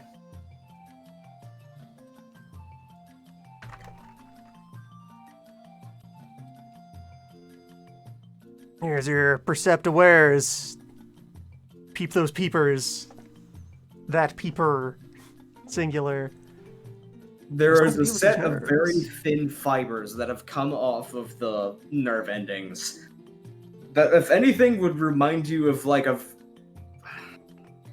I don't remember the geological term for things like asbestos or fiberglass or other very thin fibrous rocks. It's like that, but it's into the second floor's stoneworks. Filaments. It's just- Yeah. Filaments, honestly, it actually is just fibrous. Fibril is the The, thing. the fibers are Filament is a weaving their specific way thing. up, you say? No, down. Like you are on the second floor because there is a staircase from Okay, the I first. thought floor. I was on lower floor before this point. No. Alright. Eyeball is on second floor, and the fibers are going into the floor of the second floor, which is kind of hanging in space. It is still securely attached to 3 walls, so it hasn't imploded. But the first floor is basically completely overgrown with brush over the stonework. So the fibers are in the ground, but it is also the roof.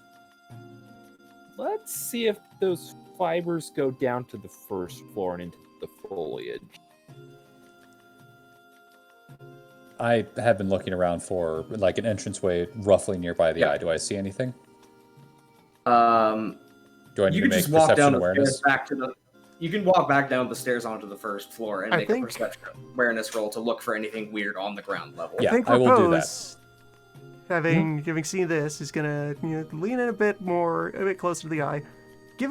With the staff, just give a firm knock on the floor, wait a moment, and then whisper towards the eye, "Are you in pain? No You response. require respite from existence." No response. Did you make this cube? No response.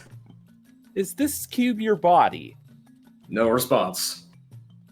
It is unclear that this thing has any sense of hearing.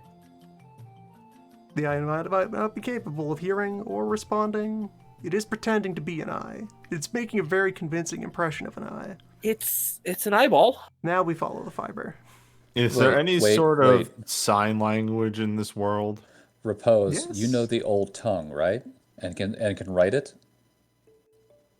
Write out something in the old language and show it to the eye. Can the eye look around? It's pressed what? up against the window, so it's kind of got a restricted view. Yeah, what Like, is it pointing? Is there a surface close to where it's pointing at? Have any of us been directly in the field of view of the eye, like acutely?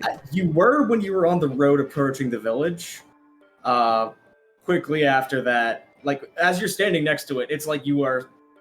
It's like imagine maybe about a third of the way in from the iris is where the stonework of the window is pointing. So it's like the entire seeing bits are pressed up against the outside and looking towards the outside, and all the stuff that you can see and interact with from the inside of Alright. the building is just the orb.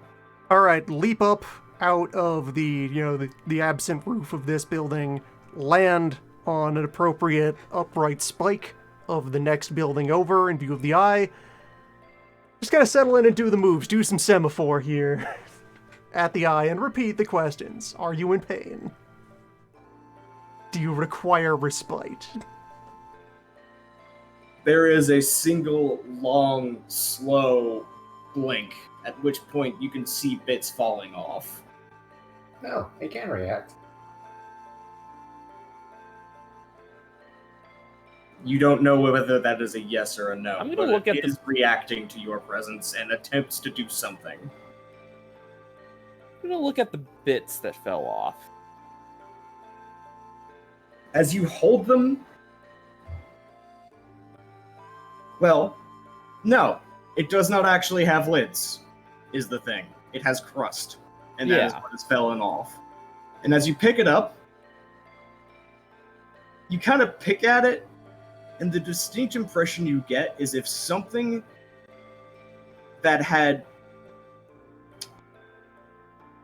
The closest thing you could describe it to is if something with molten stone for blood had scabbed over. It is as if the rock formation is a scab.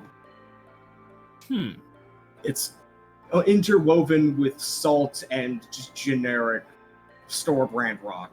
You're not a geologist. You are in pain. Okay. Did Repose Moving down to point the out- actual plot. Yeah. No, that's fine. Actually, did anyone point out the fibrous fibers? I don't know if Repose actually mentioned that out loud. Okay. Well, in any case, Spanner would have jumped down and started looking around on the next floor. But if That is a perception awareness roll. Okay, 3. As you walk around, you notice that some of the plants have a less grown over area, off slightly to the side, not quite in the center, where there's nothing that has very deep roots growing. It's more just kind of an overgrowth of lichens and shallow grasses and things like that. Something like it's as if something that had tried to grow here with roots failed to do so. Would this be right underneath where the eye is? It's close. It's not directly underneath, but it is in the same side of the building. Okay, I would ask that somebody else come down here just because, working in Paris and such. Maybe, I don't know, Obsidian. What's up? Just come down here and keep an eye out in case something happens. If I disappear, you can get the rest of the group. Can do. Okay, and then I'm going to start I'm going to start feeling around the area that it feels that you said was. It looked like no real root structure could form if there's weak spots in the wall or something like that. Yeah. What would that be? So, when you go down, what are you? What are you doing to interact with it? Or are you just looking at it? Oh no, I'm actually tapping on the wall, gently pressing and such. It's the floor first. The floor. Yeah, the floor. Same idea, where it'd be light tapping. Try not to draw too much attention, but to see if there's any hollow parts or something like that. You tap around the edges of it, and it is very solid thunking of solid ground. You rap a couple of times on top of the more bare section, and it sounds hollow. And there's a muffled from below. Yes, I understand immediately. I'm going to press my ear to that again and tap. And see if I can. I said, fuck off! Oh, okay. Oh, good. We're back to this again. I will pause, get back on one knee, look back at Obsidian, and say, "Someone just told me to fuck off. What do you want me to do?"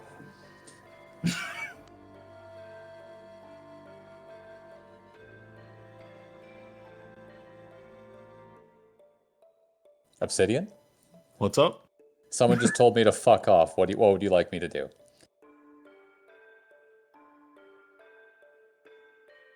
I would reply immediately to the person who said fuck off with, are you aware, because we're in the basement of the house, correct? First floor. First floor, yeah. And where's the eye? On this Eye is floor up above above you. you. Okay, yes, all right. Good. I would reply immediately with, is it a male or female voice? You can't tell. It's several feet underground, and you didn't quite hear it. Yes, then I would just reply with, are you aware that your upstairs is an eye?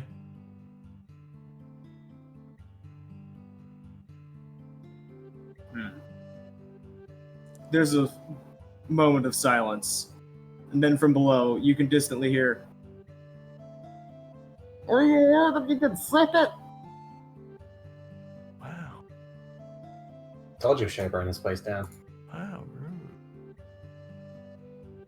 rude. Spanner is going to poke his head out and kind of motion the others to come over.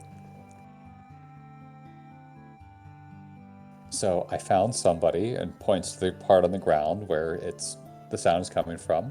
I knocked and they told me to fuck off. And then I don't know if you heard Obsidian's conversation, but they seem to want us to not be here. And you're clearly not taking a fucking hit! Also, I believe they can hear everything we're saying. Are you a cop? What the fuck is a cat? Where is Doom Inquisition? Is there a being of darkness in the vicinity? There is a creature of darkness approximately 6 inches under the floor. We should burn down the house.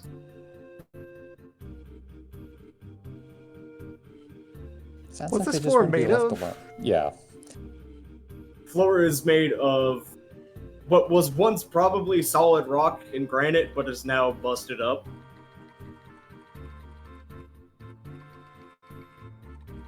I'm just so confused. Gonna grab a chunk of the floor, pull it out of the floor, throw it aside from the floor. Okay, as you grab the rock and pull, you experience an unexpected amount of resistance and weight, like you were trying to pull a plant up by the roots, and it was trying to grab onto the dirt to hold itself in place, but it's not holding up. And for all the world, as you pull it up, the closest thing you can describe is as if a crab and a rock had mated, and this is what came out. It is some sort of broken cobblestone crab-like entity that has a pair of human eyes set deep into its shell that are looking at you with fairly deep annoyance. Oh, that looks interesting. It just Combination of a sits there crab and a sullen. rock. It is also a crab. Much You know, more. It is just looking at you with an incredibly sullen look. It's like, well, clearly you're not taking no for a fucking answer. So what do you want? You know, you're incredibly rude. Yeah, going well, to- eat it. The crab is going to be brought down to... How large is the crab? It's about 2 feet wide. The crab is going to be brought up to repose eye level. I will ask you to leave. Well, what's in it for me? Aside from probably you beating the living shit out of me. Wrong word for the setting. Raise the other hand, having arranged it into a poking form here. I have asked you to leave. The thing looks him up and down. Rev up a little bit of an earth aura. All right, No I get further the point. I get the explanation is point. needed here. Dirt is confronting You come wild into my things. house, you rip me out of my home, you tell me to get out, you don't even tell me who Is you are. this your house? Yes, this is my house. By whose rights? Did you build it? I live here. Well, who Oh, used to? squatters' rights. It's just kind of mumbling to itself at this point. By the way, Darren, describing something as halfway between a crab and a rock, you have to realize that hermit crabs exist. Hmm? When describing something as being halfway between a crab and a rock, you have to remember that hermit crabs exist. Yes, Which are but hermit already crabs are halfway not between completely and wholly Um, integrated into the rock. Sometimes. So it's at this point that Obsidian is gonna intervene because this actually is extremely uncomfortable for him, mainly because the crab, The crab isn't has doing yet to do anything wrong, other than Yeah. exists. Yeah, the crab has not Crab. done anything wrong. Crab is He feels unforgivable. Feels though the crab is getting the bum end of the deal. Crab is rude. Crab has not hurt anybody yet, so Obsidian is gonna That we put know a hand of. between Absolute and the crab and just turn to the crab and be like, "So what's your deal? Like, what do you just live under the house? What's with the eye?" What's your deal? Do you just live there looking stupid as you fucking are? What are these kind of questions? What are you doing here? Well, okay, that one I can answer. So, a couple miles down the road, an abyssal came out of nowhere and was terrorizing a town. And we're just investigating the surrounding areas to make sure that there aren't more of those. And then we found the eye upstairs. So, we investigated the house.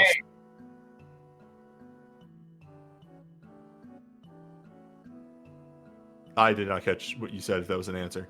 I said, oh, you mean Dave. Yeah, what's with Dave? Dave's having a rough one. Dave hasn't really adapted well to Tell me this. the tale of Dave.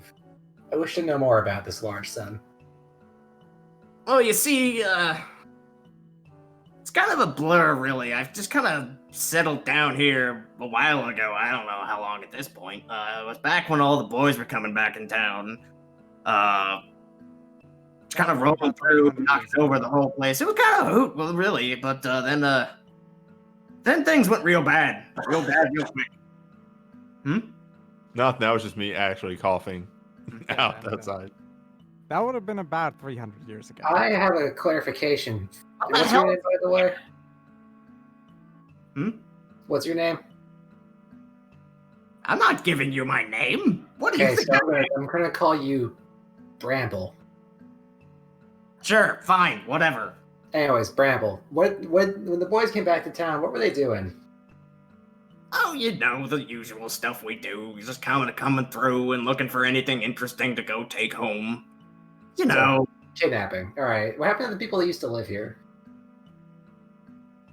Well, Are you free of sin? I Absolutely didn't do not. anything. I was just along for the ride. Really, seriously, I was. So merely an accomplice to murder. I mean, if you really want to call it murder by your standards, I suppose you might. But it was more like, what is the term that you people called it?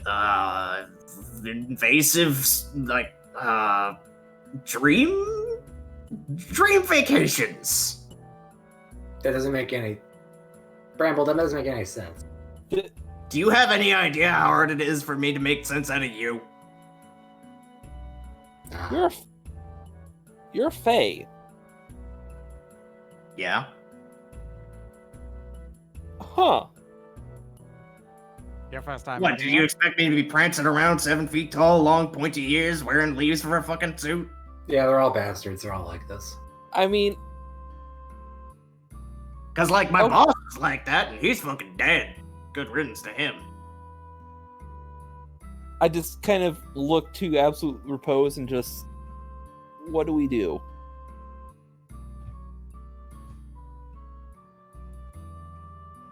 Can Dave leave, or is Dave kind of stuck here? Oh, Dave's probably about, what was that thing you called it? Years? Yes, that is normally. I have no idea how creation defines what a year is. I just realized that right now. 5 seasons in calibration. Alright, it's- yeah, sure. Let's say 300 calibrations then. He's probably like 2 or 3 more of those, the times the sun goes out, that thing you have in the sky, that fucking angry yellow thing. Yeah, 2 or 3 more times of that thing taking a vacation, Dave's probably gonna be a rock. Dave wasn't really supposed to be Dave. Dave used to be more important. Dave used to be part of something bigger. Well, then why did the boys come back in town if you already had something going? Well, you see, we were gonna go on some, dream vacations, and then, we didn't What do really you- expect there to be some, pushback. So this is your fault, and I didn't do nothing. Like I said, I was just along for the your ride. collective fault, not your fault, Bramble. I turn to Absolute Repose and say, is there a non-lethal way you can send him back? I have asked him to leave. Look, we'll get to that when we'll get to that, but you're asking the questions, and I got the answers. You Okay, have why can't agreed you leave? to possess legs. Use them. Take And as I much as you will. can carry of your nearly fallen comrade, and be off. Remaining here will serve you nothing. I turn Yeah, to what Grab is- and what is say, your "E- game, yeah, I'm actually?" not gonna lie, I'm kind of on his side at this point. You have sat under this floor for 400 years. You have experienced under the floor. There is nothing further for you to receive. Now hold on. There's a lot to experience. Oh in my one God, old position. It was a very comfortable sleeping position. Now, I'm not even saying sleeping position. I just want you to realize that there's almost no point at which you can fully experience being under the floor. You'd be amazed at how many things are in this thing you call dirt and rocks. It's true. There's many things inside dirt. Is with old that in man mind- on this crab's side? Wait, why is old no. man speaking approvingly of contact with the earth? No, hold on. Listen. Old man has acknowledged the ground. You are misunderstanding what I'm trying to say here. First off, I'm actually perfectly on the side of you crushing this crab in your hand right this second. Second, Rude. yes. Second, the other thing is, I'm not trying to say that I would ever be live under the earth like that. No, my position would have been somewhere up in a tree probably. There's pretty much nothing that you can ever stop learning when you're just hanging out on top of a tree. Do we want to find a tree for this crab? Can we wrap back around to Dave for a second here? Is there any way to stop the decalcification besides destroying him? He's not decalcifying, he is calcifying. Yes, is there a way to decalcify him is what I'm saying. To reverse it. I mean, you could try rolling Leaving all the way back to creation and returning Yes. it from whence it came. Yeah, enough that they It is can as though it does not belong in this world, staring intently at the crab. Of And this course. is why If I had my own volition, I wouldn't have come here in the first place. My boss was the one who led the charge, and now here I am in the ass end of the fucking all the shape lands. So you want to go back? It's a matter of also look. Number one, I want to go back, but do you realize how fucking far it is? How much actual problems I'd be having as a fucking crab talking like this, Well, we waddling just crush around it. Hmm? We could just crush And it. Hey, that's different. No, then you go back, and then everyone's happy. No, that means I stop existing. Here, Period. That's the problem with this fucking place. Once you start getting a definition and you get bits hanging off of you, then once you stop existing, you stop existing. these fucking tourists, they come in here and they think like, mortality, let's take a sip of that, it'll be funny, and then they're like, oh no, I can't handle mortality. Motherfucker, I lived this my entire life, and you think you're special? Come on, get the hell out. This is why I tried to hide away from you all fucking things that talk. Can Dave be real. move? your first mistake really was actually invoking having a name. You really should have just left yourself completely nameless. Yeah, that was the correct Bramble. option. You should not have told us your name, Bramble.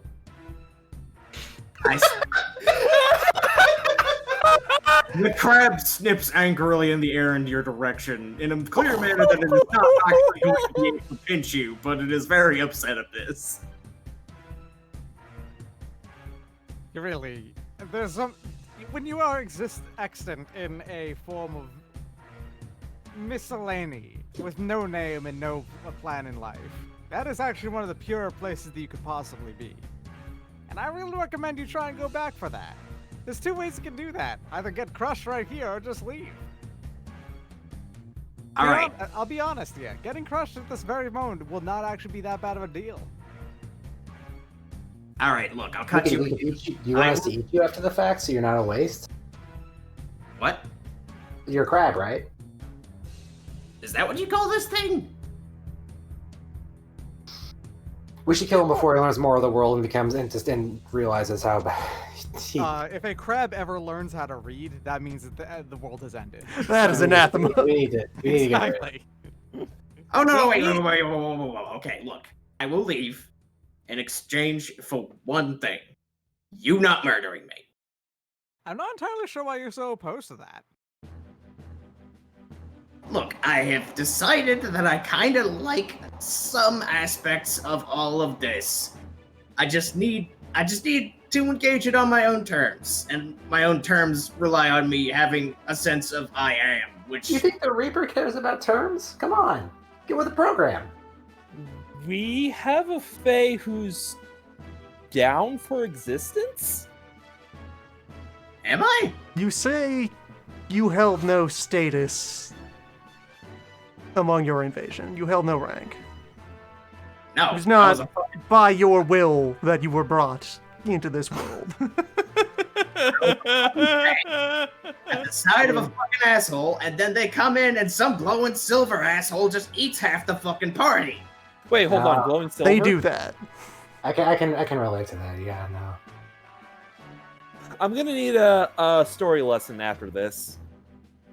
Oh, what? History You want to lesson. hear about fucking Big Teeth? Fucking the party crasher, the buzzkill, the reason that my fucking boss is dead and Dave up there is what Dave is? Yes. Goblin, I believe I can make this simpler for all of us. You were defeated. Surrender and become our prisoner. Given the opportunity, we will deliver you to your own kind in exchange for a favor. Is that a generic favor, or you want to have a favor up front? How much do you believe you're worth? Fair enough point.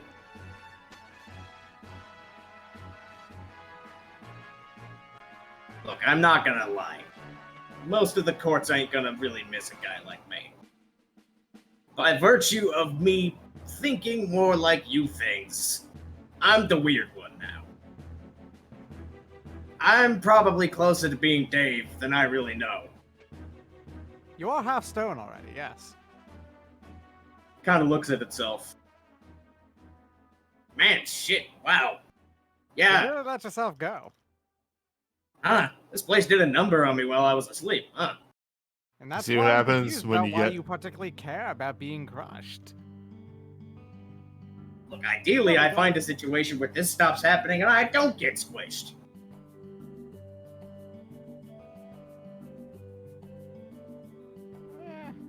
I mean, that is an option, I suppose. It's a lot of work, though.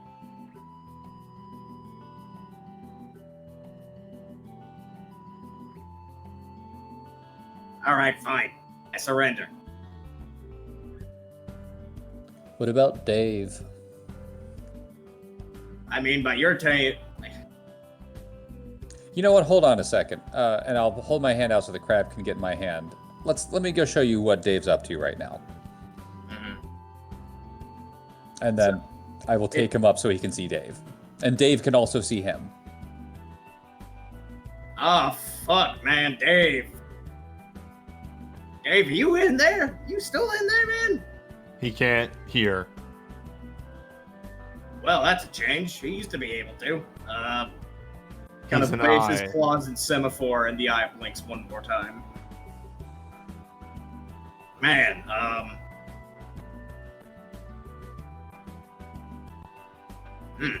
Is there anything we can do for Dave? Besides destroying him.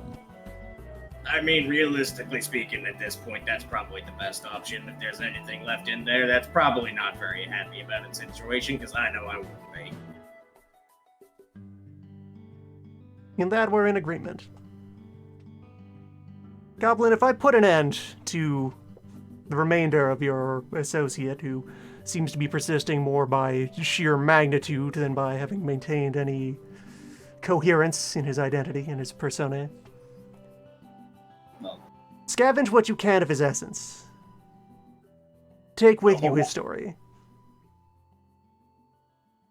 since when? Keep you his asshole? memory with you. Okay, what's your angle on this? You people don't do this. What the? We're very different. For what it's worth, I'm very in favor of stone Which crushing. people would that be? Yeah, finish that thought. Tell me, Goblin, who am I? You are a human made of meat that works in this reality and tends to not do things like be generous or give us a chance or talk to us or do anything but scream and run away from my experience. Repose is counting each of these off on his fingers, and then just after he's has two full hands, brings them together. You are mistaken about many things. I put a hand on repose. Please. You haven't interacted with a human in 300 years? I guess. Also, just Put on chest. You gotta put on a bit of earth it- glow. I I am no interrupt for a human. moment. I interrupt for a moment and just say, crab. just like clearly going for a pronoun. Just Yeah. the crab gestures at the friend at friend crab and just says, just as you are an oddity amongst your kind, we do not represent the entirety of our kind, which you are trying to lump the entirety of our kind into one category. Frankly, it's not very sensitive of you.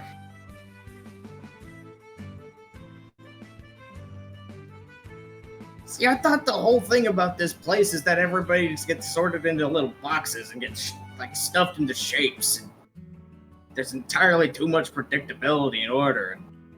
Ugh. That's so very true. Yeah, to an extent. It doesn't seem to be working recently, though, so do my maybe best. we're going to explore new options. However, I think we should take care of Dave first. Yeah. Propose, would you like to take care of this, or should I? Propose is already getting into the stance, getting Yeah, ready okay. to crush this eye.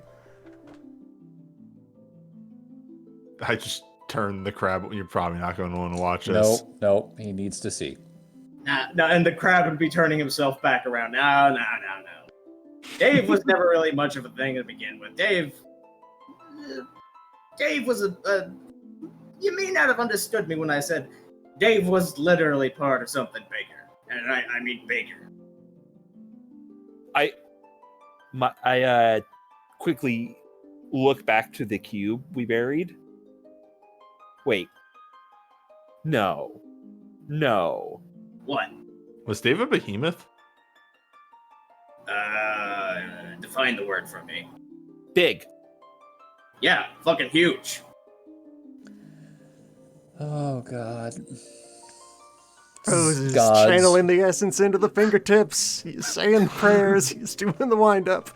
He is not going to let somebody delay him bursting this eye. No, I mean, go for it. We're just piecing Go together for the it. rest Crab of the has no story. interest in stopping this. This is happening in the background, out of focus, as you all have a think about. And this is, Wait a minute. in the TV version of this, in the shot, we are having a discussion as Yeah, playing he's the kind of like rubbing his temples, like, so do we have to bury every single piece of rubble and consecrate every single fucking debris? There's like distant, muffled theme of repose as he's doing the moves. Did you guys find something when you were walking around the outside of the temple or grounds?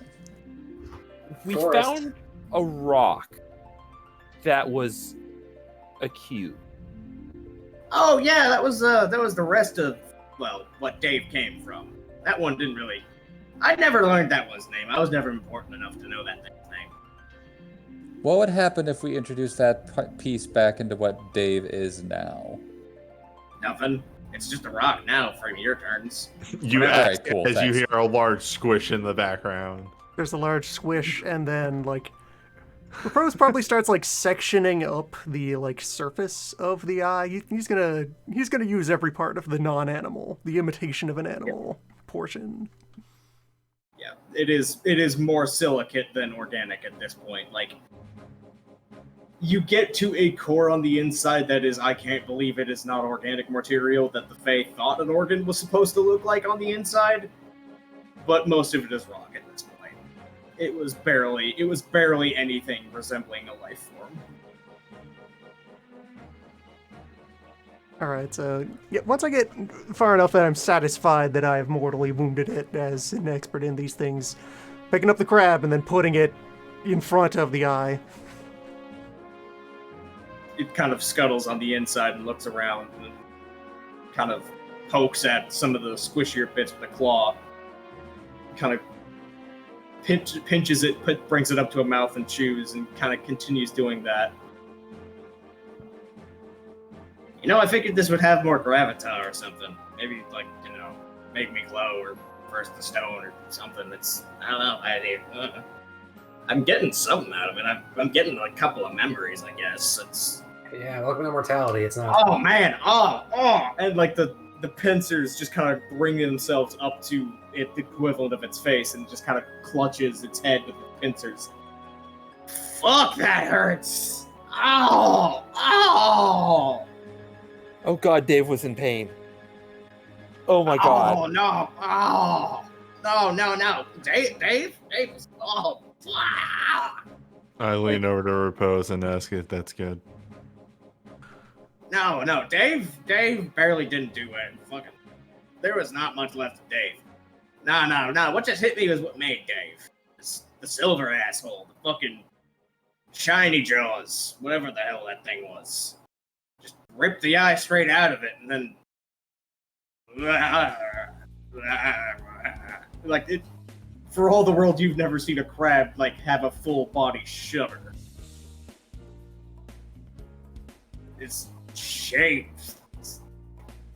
Like, oh, All right, Crab Goblin is overstimulated. Let's just get him into a bag or something. So yeah, it is easy to just pick him up as he is having just a kind of whole body ghibli is the situation. As he is processing what you could probably guess is the memory of how the behemoth became cube. Yep. And actually, let me just... What do we do with Crab?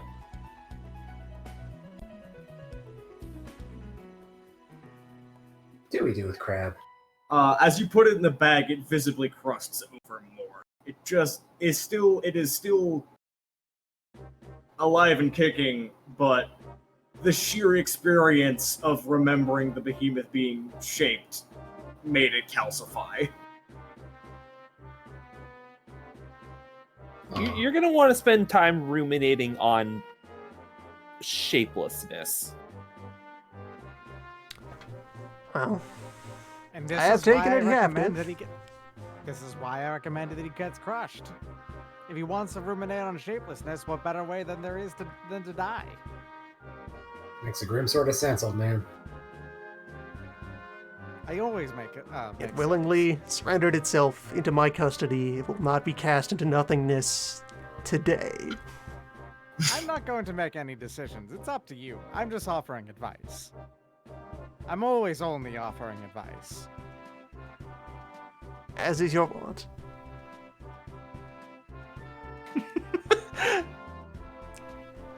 Well, you must make some earnest effort to return it to somewhere more favorable to its sort of being. If only there were somewhere on the map that was marked as being It relevant. was caught up in some wildfire.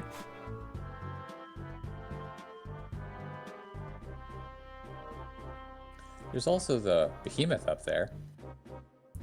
Yes, that Behemoth like a, is a more generic term. It may or may not be a wild behemoth. It may just be it might really just be a fucking regular big endemic pig. life form. But the wildfire pockets. The wildfire is a remnant pocket of reality is still working on fixing itself.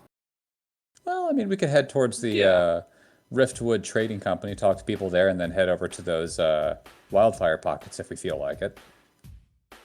There's a sudden juddering from inside of the bag, and a voice comes out that sounds kind of like the crab, but it's more like an echo is coming through the crab. How exactly do I phrase this?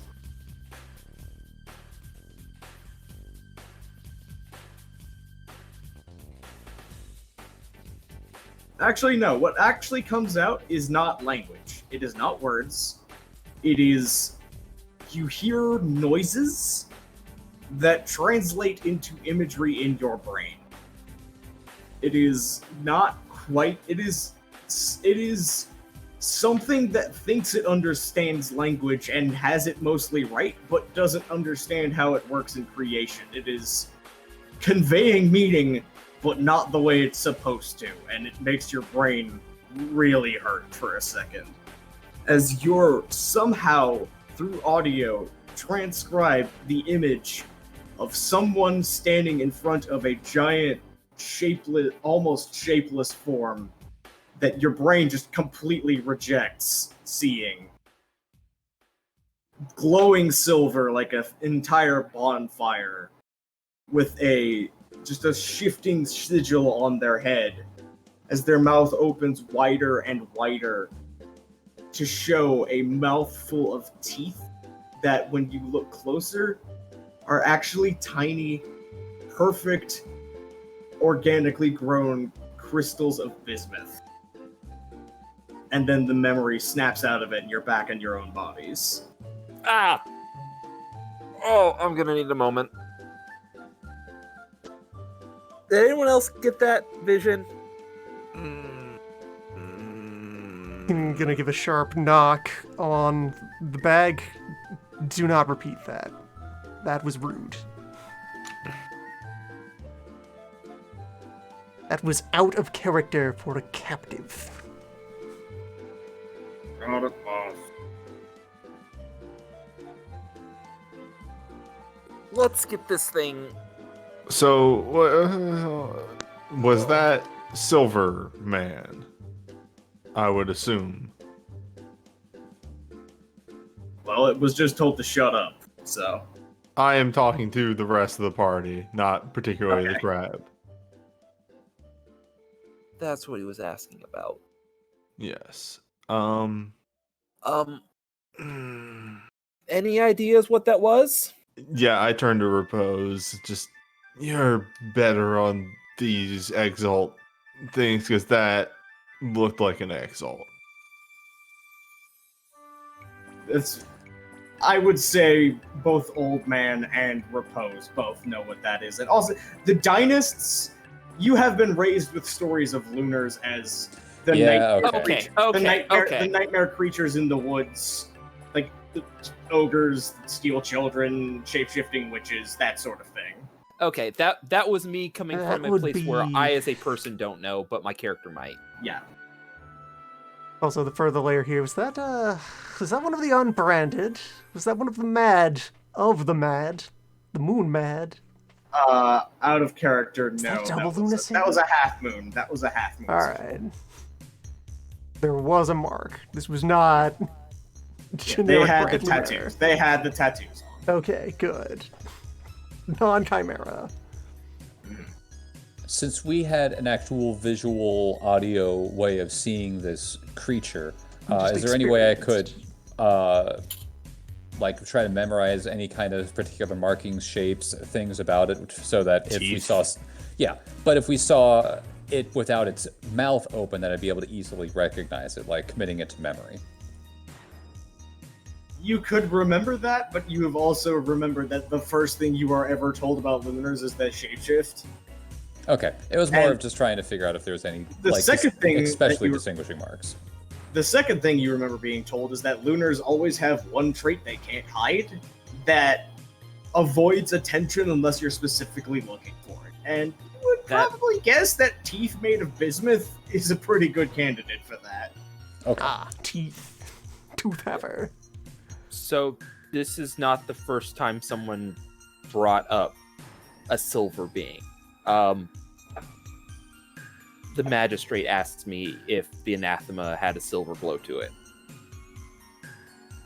Silver being Do account seems to be a for problem. half of anathema. Though frankly, to speak more of recent history, they've accounted for all of anathema until current events. Half? What about the things we fought just a couple weeks ago? Those are new. Well, one of those was That new. is something in character you would know that. That is like within 5 years, these things just started showing up when an entire city got eaten by the dead.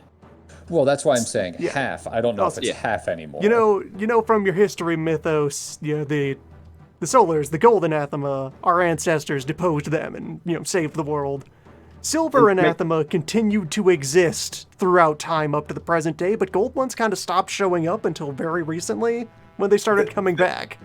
Yeah. Okay. The gold ones, there would be like one or two every 30 or 40 years. Like a couple of them would come back and immediately get dogpiled. But then all of a sudden, like all of them are back. Okay. So that question was, they were asking me, was it a lunar? Yes. And the answer I gave was, I don't think it was. It was The answer you skin. gave was no. It was skin. Yeah, that was skin. We did not encounter a lunar. We encountered a very large void ghost. Okay. So that silver glow would not be an identifiable trait that could tell me, was this person talking about the same being we just witnessed. That was more a question of, in general, what kind of anathema was it? Yeah. Okay, I get it. All right, yeah. Before we leave, though, now that we have successfully subdued the crab, we should look over the city itself and get a sense of. All right, questions I think I would put forward here. One, can we find any signs of human remains around the city from people who would have, died at the battle and just been left here? No, there's nothing. There's Two, no sign of any human remains anywhere. any surviving legible or interesting markings on the ruins themselves to get a bit of confirmation as to exactly who lived here and what they were about. Any art that is endured at all over the course of some centuries. Probably perception awareness. Actually, I might want to step in on that as well. If we're at a good point where I can see a lot of, like, we're within the midst of the city, I'm going to use feeling the dragon's bones. Okay. And that'll let me see a pretty much black and white sketch of everything around me, like, laid out in my mind. Go for it. Mhm. Also, yeah, folks, in this case, goblin is a generic descriptor for many very small fae. Just anything over the wild that is low enough on the totem pole is a gerblin. Actually, I have to roll for this one. It's perception plus awareness. 1 second. Doop-a-doop-a-doo. Okay, 4 successes. I'm just going to read this one out because it's the first time I've used it. Feeling dragon's bones. The dragon blood extends their senses through the earth, constructing an accurate image of their surroundings from vibrations. The dragon blood rolls perception plus awareness to sense creatures and objects out to medium range, even things that are behind walls or underground. A single success is sufficient to both hear and to visualize a black and white image of anything that is moving or creating vibrations, such as a person walking or underground spring water. In underground locales are structures made entirely of stone. This extends to long range. So I'm guessing since most of this is stone, I'm going to be able to see long range, to be able to see like an outline of stuff where there could be alcoves or what have you. You are able to get the sunken foundations of a lot more buildings that used to be here that got blown away.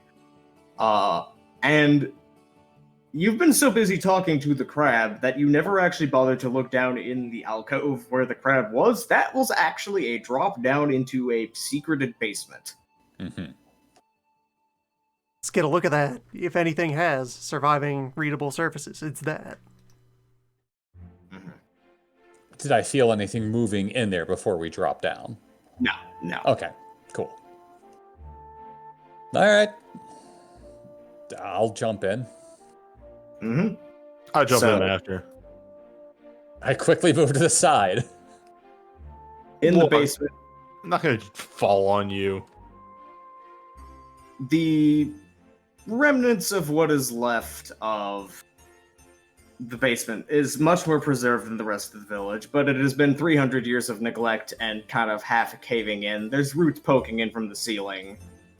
And it looks like most of everything that has been stripped, most everything was stripped of value and taken. It was clear that something was in here and took things out of it at some point. But just looking around, you immediately get the impression, especially Repose, who knows how this thing especially works. This was the place where people would give their private devotion to the anathema of the village, presumably the lunar and the vision. I know what shape temples are. Mm-hmm. Like there's places that clearly had sacred objects at some point. There are places that would have had iconography that has been deliberately destroyed.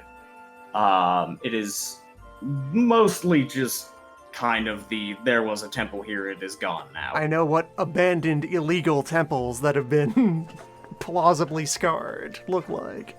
Yes, exactly. Someone sanitized this site and left in a deliberate retreat. Yes. The lord of this village may yet have survived, given what occurred, given what we have seen of the remains of their adversaries. It is likely they survived. Is Repose down in the hole? Yes. Okay. May I speak to the crab, please? I'll hand you the bag. Okay. Also, it's at this point that I'm gonna call my my crewmate in, who I don't know how many skills I'm allowed to like say. Yeah, this guy is skilled in this. But this guy would probably be like, good at appraising things. Pretty He'd have, good like, at appraisal stuff. He's had like lore and perception, that kind of stuff. Yeah. A regular person can probably throw 6 dice at something they're good at. Yeah. Bramble, I'm going to call you Bramble. Were you watching us approach earlier? I was aware of you in the sense that I felt things in the ground. Yeah. Okay. This is then a question to the DM. Would he have been the other, or would rather they have been the other person paying attention to me? Okay.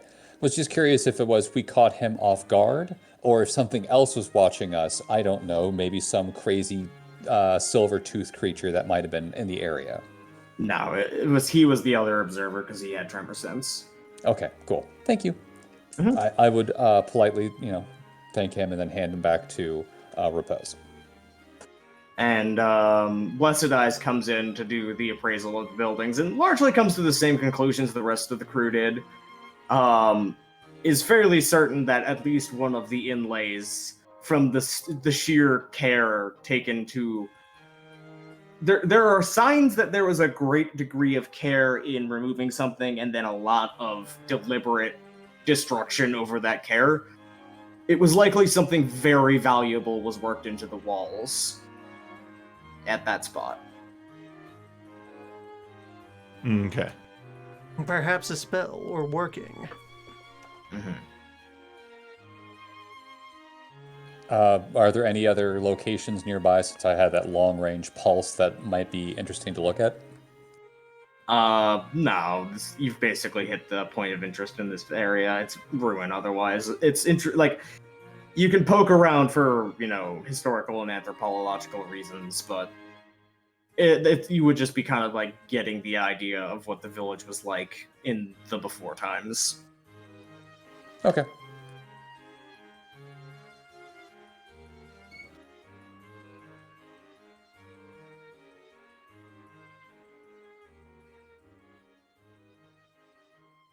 So Sounds like yeah, we're down here. Yep, I do believe we can retire from this location. Mm-hmm.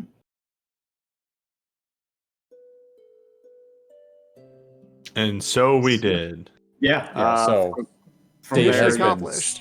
David is definitely squished, right? Yes, David been categorically annihilated. crunched.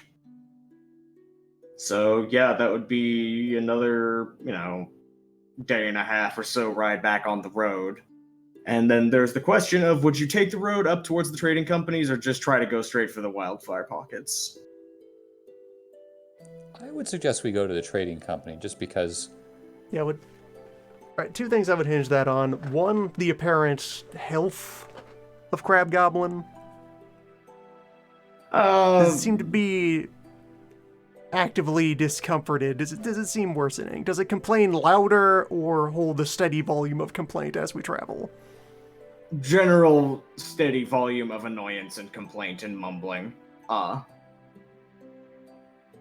Alright, it is not in an actively life endanger way, of allegory of life endangering set of circumstances. Doesn't sound like it's actually dying all that quickly.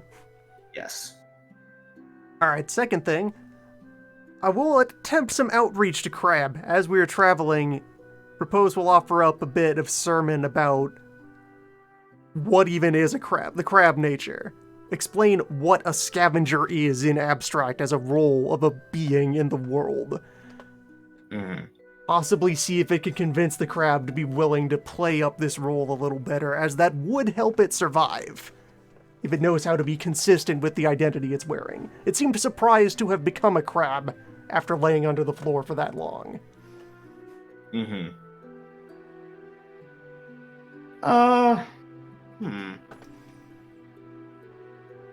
That's right, we're getting crab facts.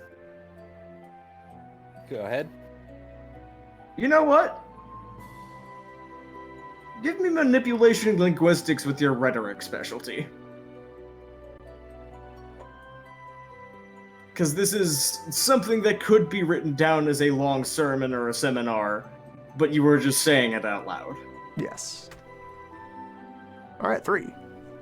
It appears to be paying attention and, mostly following along. You realize, from both what it has said and what you know of the fair folk, which you're not an expert, but you know more than the average person.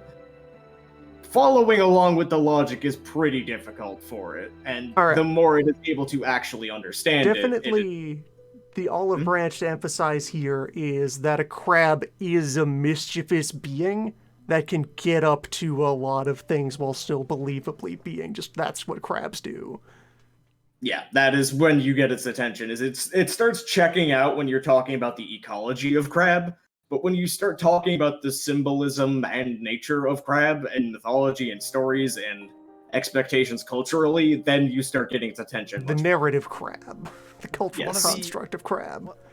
One of the easiest ways to do this is actually to describe crab barrel, like the crab barrel problem Yes.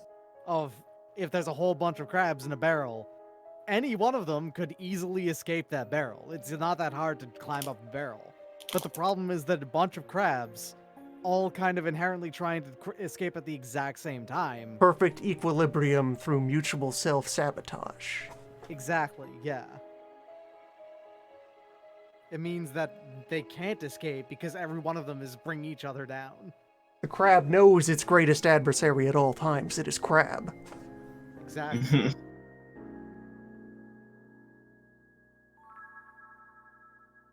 Is the crab quiet, or at least quieter, while the sermons are happening? Giving the crab alternative means of expression to just screaming. Yes, less in the way of complaints, rather during the sermons is really what Yes. I'm hoping. Fantastic.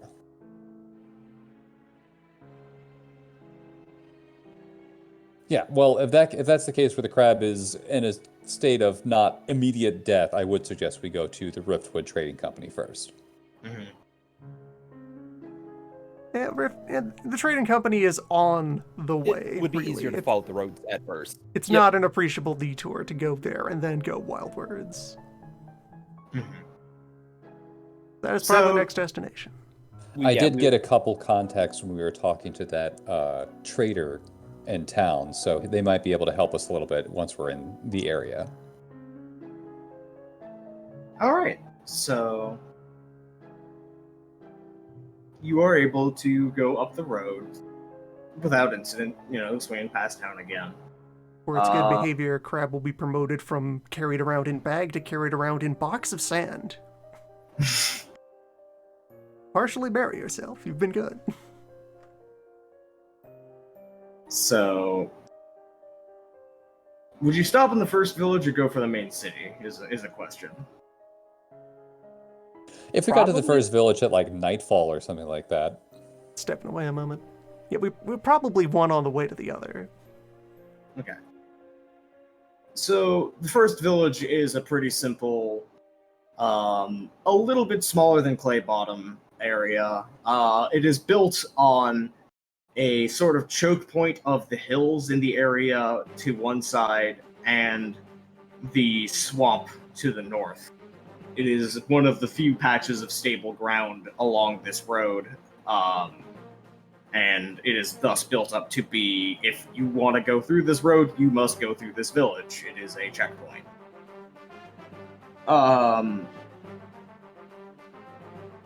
It is not fully militarized in spite of that. It's much more of a kind of toll road kind of place. It is the equivalent of a town on a highway that is there because the highway is there.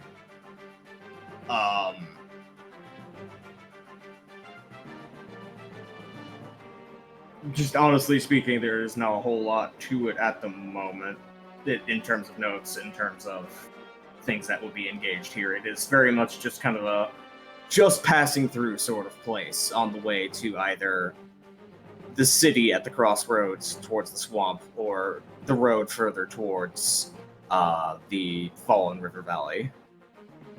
Yeah, if there's nothing there, no context or whatever, if it's nighttime, I'd suggest we stay there. Otherwise, we could just keep pressing on towards the major city, town, village. You would be able to probably get to the major city by, late afternoon of the day you get there. So that would be that's the trade city of the Riftwood Trading Company. That is literally just the name is the Trade City. It doesn't really have one because technically this isn't really a full polity so much as a particularly influential and rich guild. I don't remember what the step below factor is, but one of the big important people in the international merchant trading company, etc., has staked out this area as his claim. It is in part because this fortress right here, it has a gold deposit in the swamp, and they protect it very heavily with that investment, as well as just the nature of if you want to go through this area, this is the easiest way through. So hey, well, why not make money off of people coming through the trade routes? It is by far, so far, the biggest area, the biggest city in the region that you have been to. It easily has over 5,000 people. It's a very bustling trade hub because, again, anybody who's going towards the west or even to a degree the north is going to be coming through here with their finished goods or their trades. It would be pulling in economic activity from more or less the entire central region of the map. So any caravans we had been passing on the way on the roads probably went through this place. Yes. This is absolutely any merchant who is doing a trade circuit is coming through this city, no questions asked.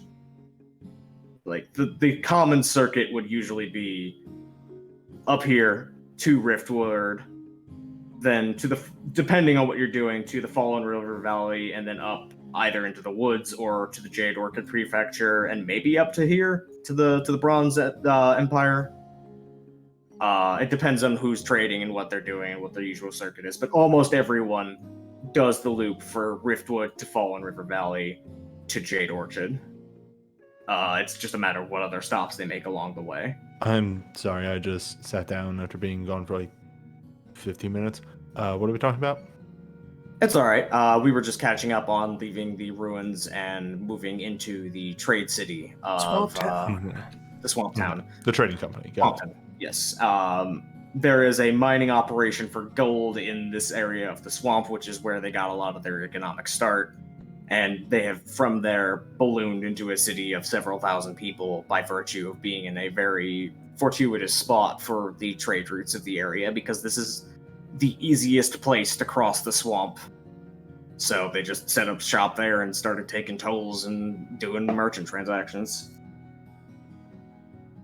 So, by entering, it is very, very clear that there is just all sorts of... It is not nearly the size of Grey Falls, and it is not nearly as economically strong and prosperous, but certainly a lot closer than you might expect. Because this is, again, the personal pet project of the guild. So, this is, if you can't find it in Grey Falls, you can probably find it here. Because the guild is a lot more unscrupulous about what they deal in. There's a lot of drug operations, there's a lot of slave operations, whether through debts or prisoners of war, or oops, I just happened to find all of these people who were in chains and now they're in the slave market now. How'd that happen? The guild is not exactly a beacon of morality in the setting. Good.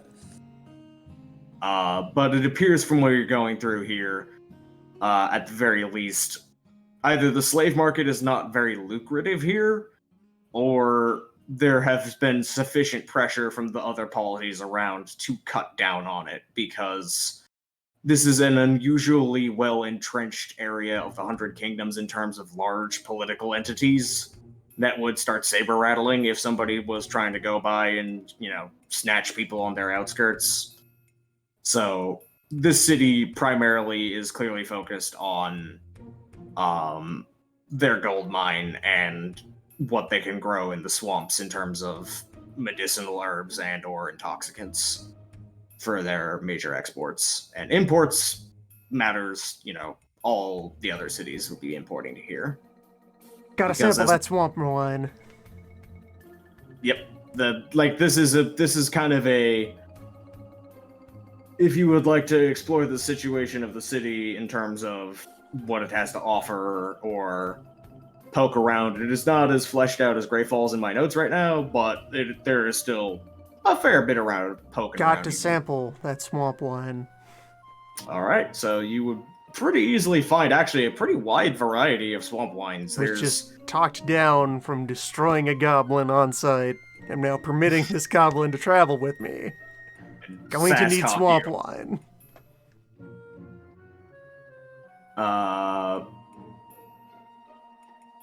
There is actually several varieties. There's the grape varietals that are growing out in the grassier areas and the hills, some of the hills. But most of it is made from distilled special blend, is what usually is on the label, and is very evasive about what is special and what is blended. It's gonna be a goddamn mushroom swine. God, Oop, hang on, headphones unplugged. One moment, please. Okay, I can hear again. So, soundtrack having an appropriate moment to the introduction of swamp wine. Would there be a particular blend or varietal or flavor that you would be looking for, or are you just looking for get me drunk? Propose drinks in moderation. He's looking for a sampler.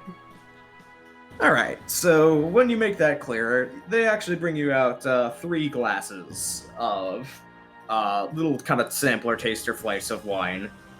And let's just... And all 3 are pretty good, actually. The first one is clearly a standard sort of red wine. The second one, you have no idea what the flavor you can place is, but it is very vegetal and earthy and just kind of almost peaty. It's more like some sort of hard liquor. It's like it is one of those things where you describe it as it tastes like dirt, but not in a bad way. Yang, what is Gotta this? love that good old dirt. What wine. is this, Yang? Actually, yeah, What is roll me this? intelligence medicine to figure out what's in there. Okay. So you want me a 10, I guess? Yeah. There you go. Oh god, I don't give a shit. That's 4 successes. Still That's pretty 4. good. That's still Yeah. 4. You take one sip and you immediately identify that as mushroom wine. That is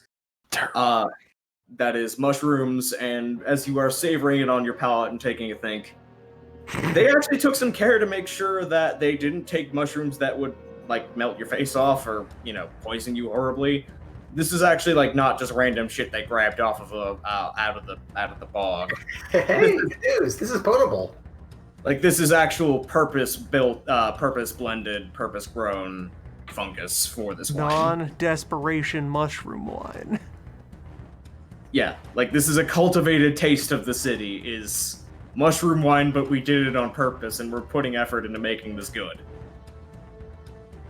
And the third one is, you're pretty sure this is some sort of just grain distillate that's trying to sneak under the radar as a wine because they're calling it that.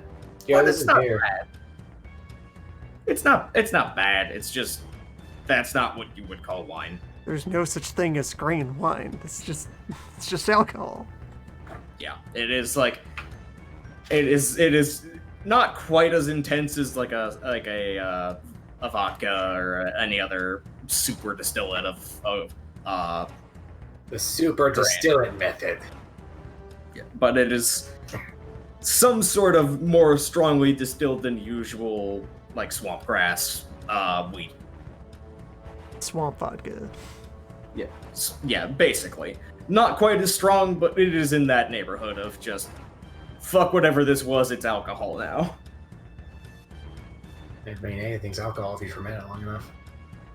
So yeah, like, you get the sampler platter, and by virtue of either them recognizing it's a bad idea to give the bad stuff to you, or dumb luck, it's all pretty good. You wouldn't actually mind taking a couple of bottles.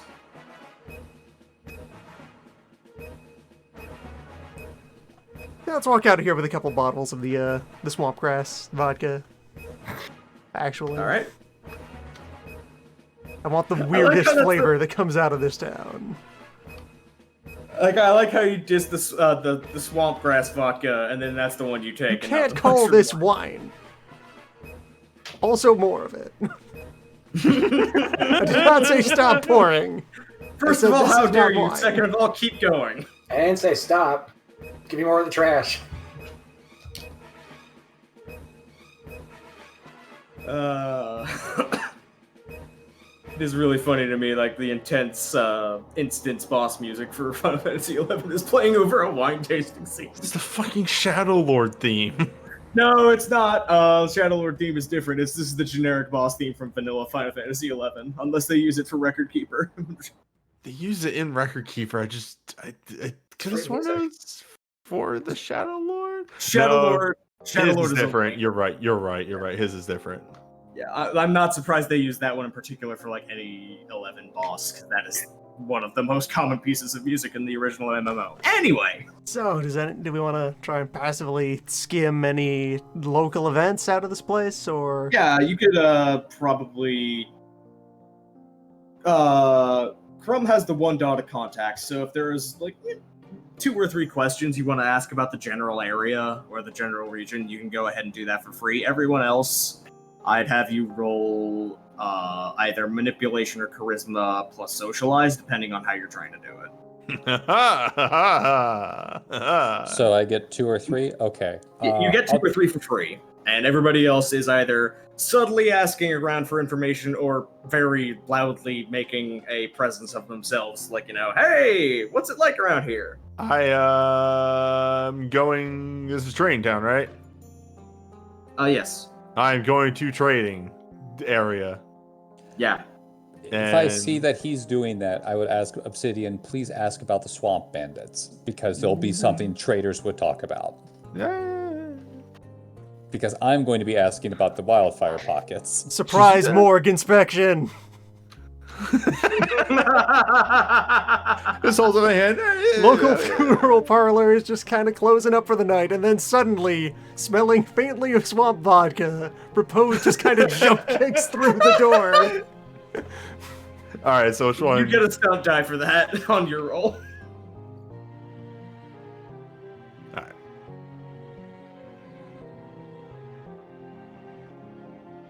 While they're rolling, my questions would be, where are the wildfire pockets? I mean, I think these are going to play out one at a time. Okay, the first question is, it's on your map, so are you... No, like specifically, so we have like a quicker route to it, or is there any kind of danger on the way to it? That's really what I'm going for, is like There's a that, better understanding of the area. there's a town dot out there. There is. There is a village out close to the Wild Pockets that actually is one of the trade partners of the trading company. Their making of living is manufacturing fire dust from the off flow from the wildfire, basically. They We're make burning that gunpowder. town to the ground. We are burning that town to the ground. Wow, someone besides me suggested we burn something to the ground. Find me on the right day in the right place. I mean, that is the usual manufacturing process of fire dust. I know, I'm just fooling around, but yeah, okay, that's fair. Does the town have a name? I really need to be more proactive about this in the notes because I don't know where you guys are going to be going first. Yeah. It has a name. I will get to it later. Cool. It's about all the questions I had, which was directions to Wildfire Pocket, any particular dangers on the way, shortcuts, what have you. You get some shortcuts that'll get you there a little faster, but the intervening area is not particularly dangerous unless the bandits out in the valley to the southwest are feeling particularly spicy in their range. But they usually don't go directly past the wildfire pockets towards the east because that involves going through the wildfire pockets. They usually go more toward the northeast. Okay, then I'll be suggesting to our group that we go to that town nearby the Wildfire Pockets, now called... I think I got nothing on me. Glassberg. Yeah. Placeholder. Don't worry about Yeah. it. Anyway, Over 4 there. successes on having barged into here and giving them enough time to be like, Hey, some asshole. Wait, that's some kind of monk just came here. Sir, brother. Just surprise inspection of this mortuary. What are the most weird or interesting causes of death that have happened recently in this town?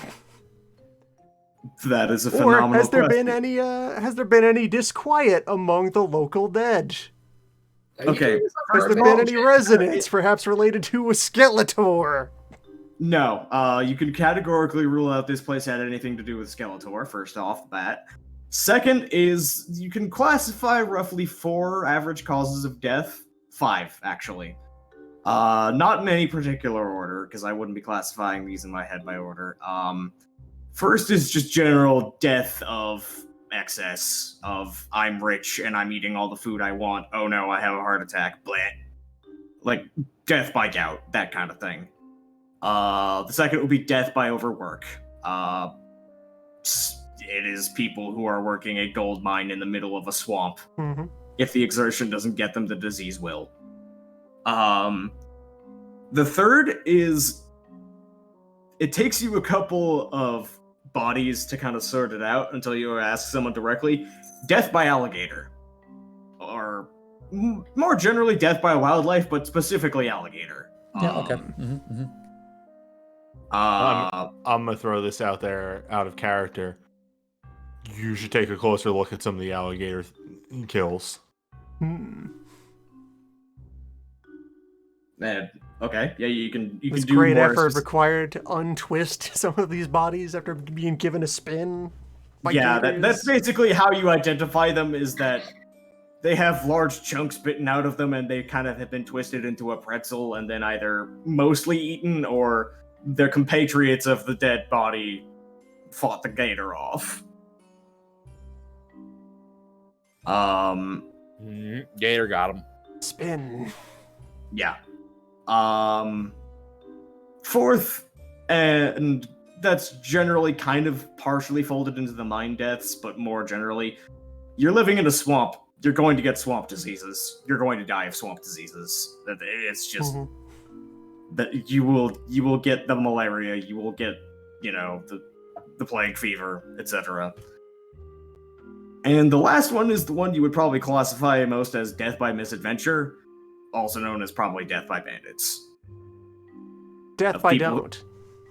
Yes, death by touching the shiny red button. Those who did. No touching.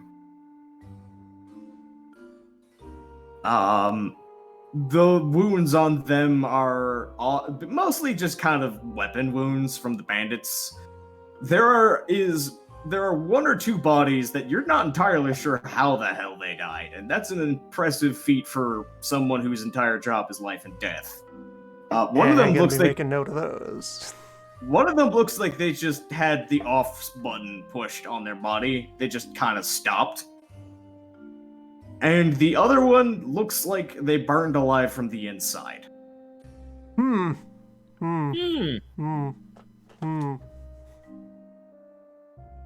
That one is in a very thick sarcophagus and is only opened when you request it specifically. Should I do a medicine inspection? You would You probably think Yang would have snuck in the wake of Repose doing this? I mean, like, you should probably come get me and be like, you should do an autopsy on this. Mhm.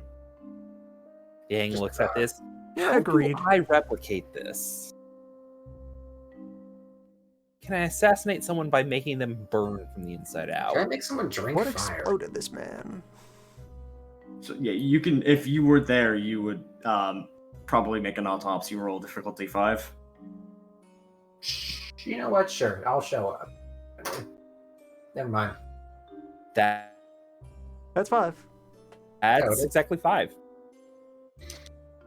You get some permission from the insistence of Repose and the people realizing you're both Dragon Bloods and realizing it's probably easiest for you to just do this and get out of their hair than protest anything. It's not hard to open up the chest cavity, and you notice specifically that the most burning appears to have come from the heart. That's weird. How the fuck would that happen? It's as if the heart lit on fire and the rest of the body followed. Maybe he saw a really hot girl. Oh no, that's my I'm girl gonna hot. roll into martial arts. Hey, did Kung Fu do that? What's That left of is this some guy's extreme- vital points? Who touched him in the bad spots? This is extremely death by bad mojo kung fu. This is extremely martial arts killed the absolute living everything out of this man.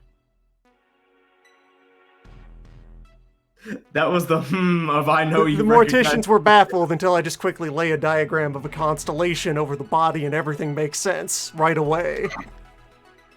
Oh, it's Kung Fu. I love the Oh. of a player realizing what it is out of character. Ah, fatal skill. Alternatively,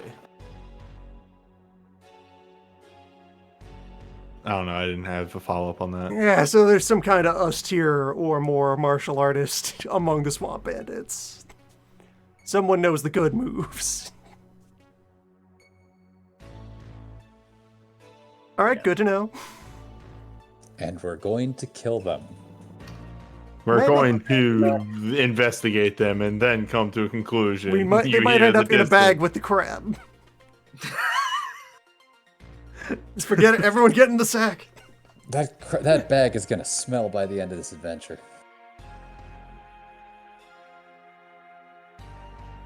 All right. Anyone else who has ideas for investigating? So I would at the trade center. Initially, like, chat up some brief conversation of like, so where are your trade routes go? Have you considered the river? Have you considered using the river? I consider using me. Use the river. River is very fast. River, I'm pretty safe. And just, discussions go and then say, speaking of safety, has there been any problems around here lately? That canal a week south of here, completely free of pirates. No pirates. Not one to be had. But yeah, how's the trade routes been as of late? Have any carriages been getting jumped, robbed, bandits? No more so than usual. It's the swamp bandits usually leave to themselves unless there's a particularly juicy target. They kind of do raids of opportunity and subsistence rather than any sort of profiteering because they don't really go out and like sell to anybody else. It's more they raid to get personal like food supplies and things they think that look cool. And yet I've heard they're not particularly dangerous. They don't go after anything. I guess, yeah, they would only go after things of worth and what have you. They don't just make raids on villages at all. No, not particularly. Interesting. I'm just curious because they seem to their base seems to be so close to let's say the danger parts of the swamp. We try to let that one lie. I mean, I'm just interested in how they could stay so close there for so long. Anybody had an idea about that? People are very evasive about the mystery of the swamp. As in, like, it is clear that they think that speaking of it is going to make it worse or catch his attention. It's very much a question when you bring it up, they immediately find a reason to change the topic. Come on. I want to open up trade businesses here. I need to know the dangers and It's fine if you don't talk about it, you don't think about it, and you don't interact. Rolling charisma socialize. Of just All right. look. I understand. Hey, don't talk about yeah, all that. But if I'm putting my men out here, I want to know what dangers I'm going to encounter. Now you say the bandits are nothing special. They're only going to attack specific things. I look at this and go, Hey, how are these bandits living so close to something people don't want to talk about? Seems like the bandits might be more of an issue than you're letting on. All right, roll charisma presence, 1 dice dot. Okay. I'm also Incidentally, just back on the subject of the autopsy for a moment. So the burnt man who were exploded from the inside. How confident are we that these were fire burns and not, say, sun burns or other more exotic ways flesh could be burned? It looks more like fire to you than anything. Reassuring in that way that is also even more concerning. Yeah. okay. I'm gonna use two personal motes on this for to get 1 natural success and be able to reroll 10s. Whoop, that's 6. 7s, please. Thank you. I don't need it. I could reroll, but no. I made a convincing argument, I would say.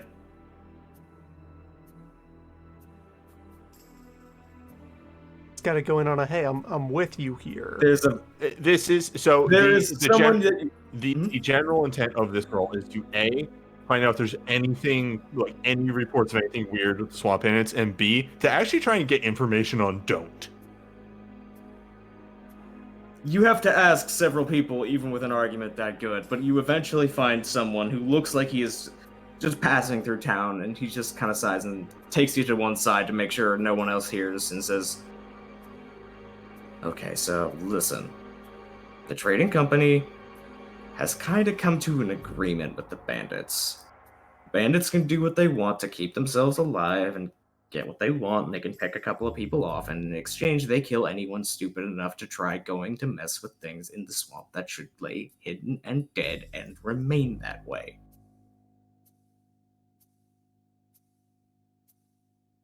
What kind of things?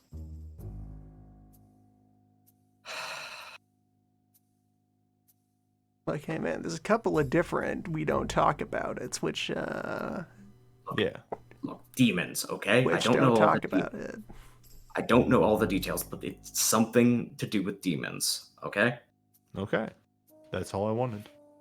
And I let the man go off. Mm-hmm. He hustles off.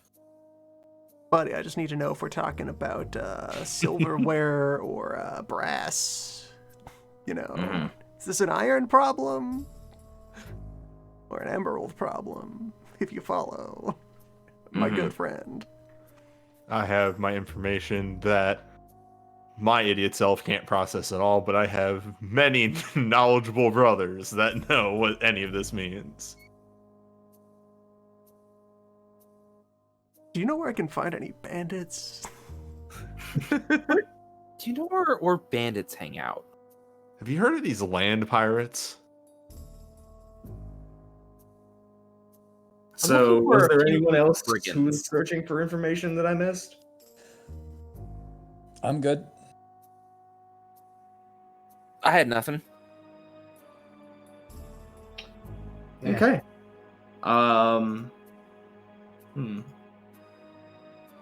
Yeah, at this point, I think I might call the session a little early because I need a little extra time to think about the Wildfire Pockets Makes region. sense. So you're Yeah. probably going to be swinging up towards don't if I know my players. I think it's going to be hitting wildfire and then curving up. Maybe we'll run into those bandits and murder all of them that are out there in that region. It'd be great if we could take care of 2 birds with 1 What stone. about land bandits? What's their God, deal? don't. Landits.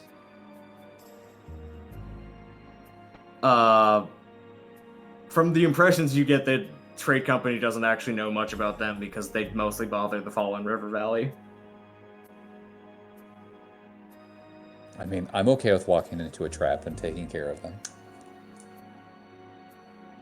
Also, very powerful source of adventure hooks. Hey, who died here recently? What's the weirdest death you got? Yeah, that made me stop. That's and pretty think- good, yeah. That made me stop and realize just how strong that was for me to give you plot hooks. Corpse and Turner, Yeah. I require your strangest carcass. You can't handle my... Oh. Oh, you got this. Oh, Never okay. mind. You have a doctor who's already all right. Just cracking open that ribcage, huh? Gonna go Oh, make some coffee then.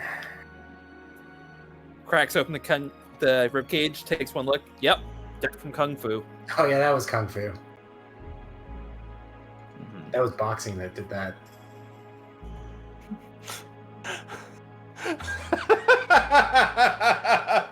A boxer did this.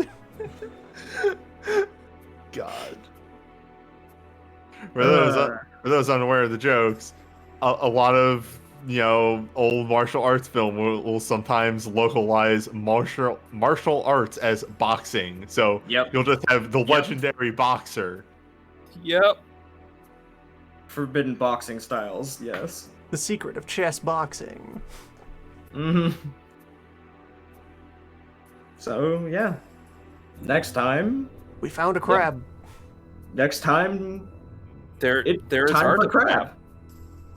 We I'm throw a for crab into a fire. It's great. We send crab home. Baby. Next time.